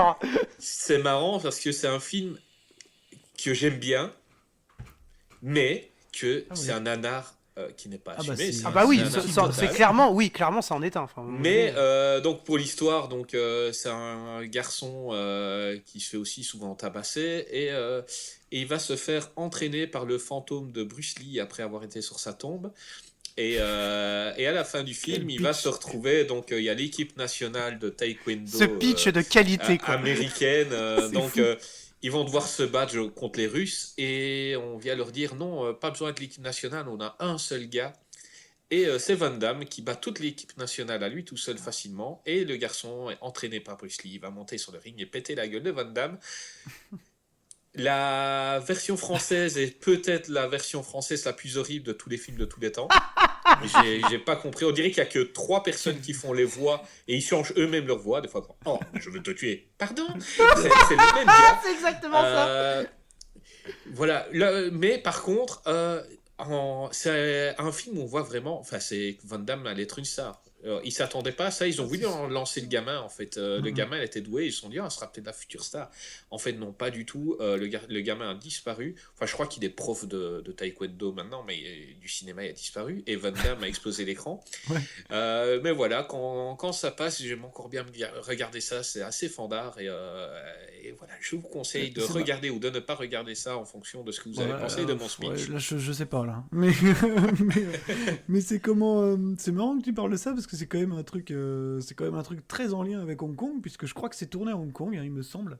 Ah, Et c'est que Van Damme, possible. de toute façon, a une histoire particulière avec Hong Kong, puisque je crois qu'à la base, avant d'être repéré par la Canon et tous ces trucs-là, il avait tenté de s'imposer à Hong Kong en tant que mannequin. Ce Voilà. qui n'avait pas fonctionné. Et Comme, donc, comme Joey. quelques années après, il se retrouve là-bas parce qu'il a pas beaucoup de temps, hein, dans Karate Tiger, il est pas là beaucoup en fait. Hein. Non, mais il crève l'écran, je trouve C'est ça. lui C'est qui est lui sur qui l'affiche, quoi. Il y avait un autre film aussi de son début de carrière qui s'appelait Black Eagle, je crois. Ouais, aussi. Où il fait aussi une espèce de russe, je crois aussi, ouais, pourquoi pas. En tout cas, un mec de l'Est, quoi. Donc, oui, Karate Tiger, c'est gratiné quand même. Hein. Ah, Faut y voilà. aller, là. Mais si quand Greg revient en Belgique, je sais pas si tu l'as vu le film, Greg, mais c'est un film qu'on peut regarder ensemble. Ah oui, parce qu'on va mais se on peut le fendre la gueule. c'est à voir et à revoir. Ça vaut le coup, ça. Ouais, tu es doué. J'ai eu un bon maître. Ah oui, attends, il a eu Bruce Lee quand même. Marvin, parle-nous un peu de ton actualité, de tes podcasts et de ton futur, s'il est déjà dessiné. Eh bien, écoute, j'ai 2 podcasts en ce moment. Le premier, c'est Final Cut, qui est un podcast où on parle de réalisateurs. Voilà, donc c'est un épisode. Cette année, j'ai un peu baissé le rythme parce que emploi du temps, tout ça. Donc on est sur un format à peu près mensuel, parfois bimensuel, c'est quand le temps me le permet. On a un invité à chaque fois et on parle d'un réalisateur. Voilà, on a différentes séquences. Donc, et le deuxième podcast que je co-anime avec mon ami Erwan Kirok, c'est un podcast qui s'appelle Hcast, qui donc, comme son nom l'indique, parle de cinéma hongkongais majoritairement, mais aussi asiatique en général, parce que on a quelques petites sorties de route et c'est un podcast qui est produit par un label qui s'appelle Micro Stockholm. Voilà, donc à part ça, écoute, j'ai un projet assez important autour du cinéma hongkongais qui va se dessiner cette année. Je suis pas totalement maître de la communication pour l'instant, donc on y reviendra un peu plus tard, je pense. Mais on croise les doigts pour toi. Mais que bien ça se sûr. passe bien, que tu réussisses. ça doit Un vraiment grand se passer. merci d'être venu pour expliquer un peu aux auditeurs. J'étais un petit peu malade aujourd'hui, donc ça explique un peu mon peu de présence. Et j'ai demandé à la dernière minute si quelqu'un pouvait venir un peu nous aider. Marvin, que j'appréciais déjà beaucoup avant, j'étais assez surpris qu'il me contacte et je suis très fier et très heureux qu'il soit venu. Ah ouais, Un super. grand merci, Super. Marvin. Les discussions avec Greg seront certainement épiques et on en parlera encore pendant des années. Voilà, n'oubliez pas donc Ça me fait qu'on vous plaisir. voilà, mais vous pouvez nous retrouver sur Spotify, Deezer, Applecast, Google Podcast, un peu partout. Donc, et vous n'avez pas d'excuse pour ne pas nous écouter. Greg, Oui, on se dit à la semaine prochaine. On a un super sujet la semaine prochaine. on se dit à la semaine prochaine. Comme toujours, on a des super sujets, bien sûr. Oui. Est-ce qu'on est obligé de le dire? Celui-là, oui, on doit le dire et on va frimer un peu. Donc, on va faire un classement Oui. sur les plus mauvais et les meilleurs films de requins qui existent, avec un invité de marque. Donc on aura Rico de Nanarland et on est très content de l'avoir parce que dans ce style-là, je pense que c'est le meilleur pour les attaques de requins. Ah voilà, ouais, vous allez vous mettre bien. Ah bah là, il attaque. Ouais, hein. on Il va se attaque. mettre bien. Bon, on va descendre un petit peu après toi, Marvin, hein, et on va prendre, mais tout doucement. Donc, on commence à vraiment bien s'amuser, à prendre notre pied. On rencontre des gens géniaux comme ce soir. On se dit à bientôt pour un autre épisode de Qu'est-ce qui devient. Greg, à bientôt. Yes, ciao, ciao, ciao. Marvin, on se revoit ici. Ah bien sûr, il n'y a pas de souci, moi je suis toujours chaud. Voilà, on se reverra ici. À bientôt, à la semaine Ciao, prochaine. à la pour un semaine nouvel pro, ciao. épisode de Qu'est-ce qui devient.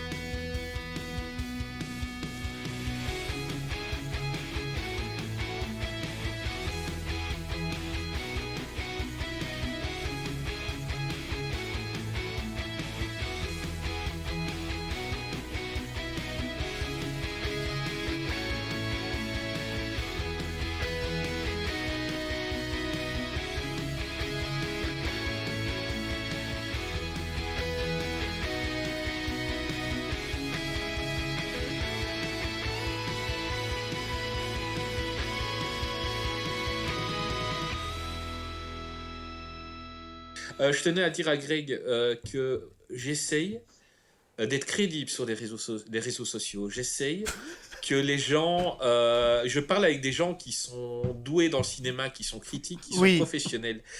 Évite à l'avenir de dire que After Earth est un film cool. Écoute, c'est bon, j'ai pas dit non plus qu'il méritait un Oscar. Non, mais on a une réputation. Tu sais, il a ses défenseurs hardcore, Shyamalan. Je connais quelqu'un qui s'appelle David Honora et qui, quoi qu'il arrive, le défend corps et âme, malgré tout ce qu'on peut lui dire. Donc, si tu... Oh non, j'ai pas pu. J'ai essayé vraiment. Et tu comprends, Will Smith, il a un panneau. Bon, on ne le voit pas à l'écran, mais il se promène avec un panneau qui dit regardez mon fils, regardez mais carrément, mon fils, c'était le but du film. Mais on l'a dit tout à l'heure dans Karate Kid, hein, c'était de mettre en avant la vedette, son fils, parce que son fils peut potentiellement reprendre la carrière de son père, ce qui ne va pas être le cas, je pense, parce que ça n'arrivera jamais. Et même quand tu vois le père qui commence un petit peu à descendre tout doucement, les films qu'il fait sont de moins en moins bons, je trouve. Voilà. Il est bien descendu là. Oui, on va pas le dire comme ça, mais oui, c'est un peu ça. C'est ça, c'est l'idée.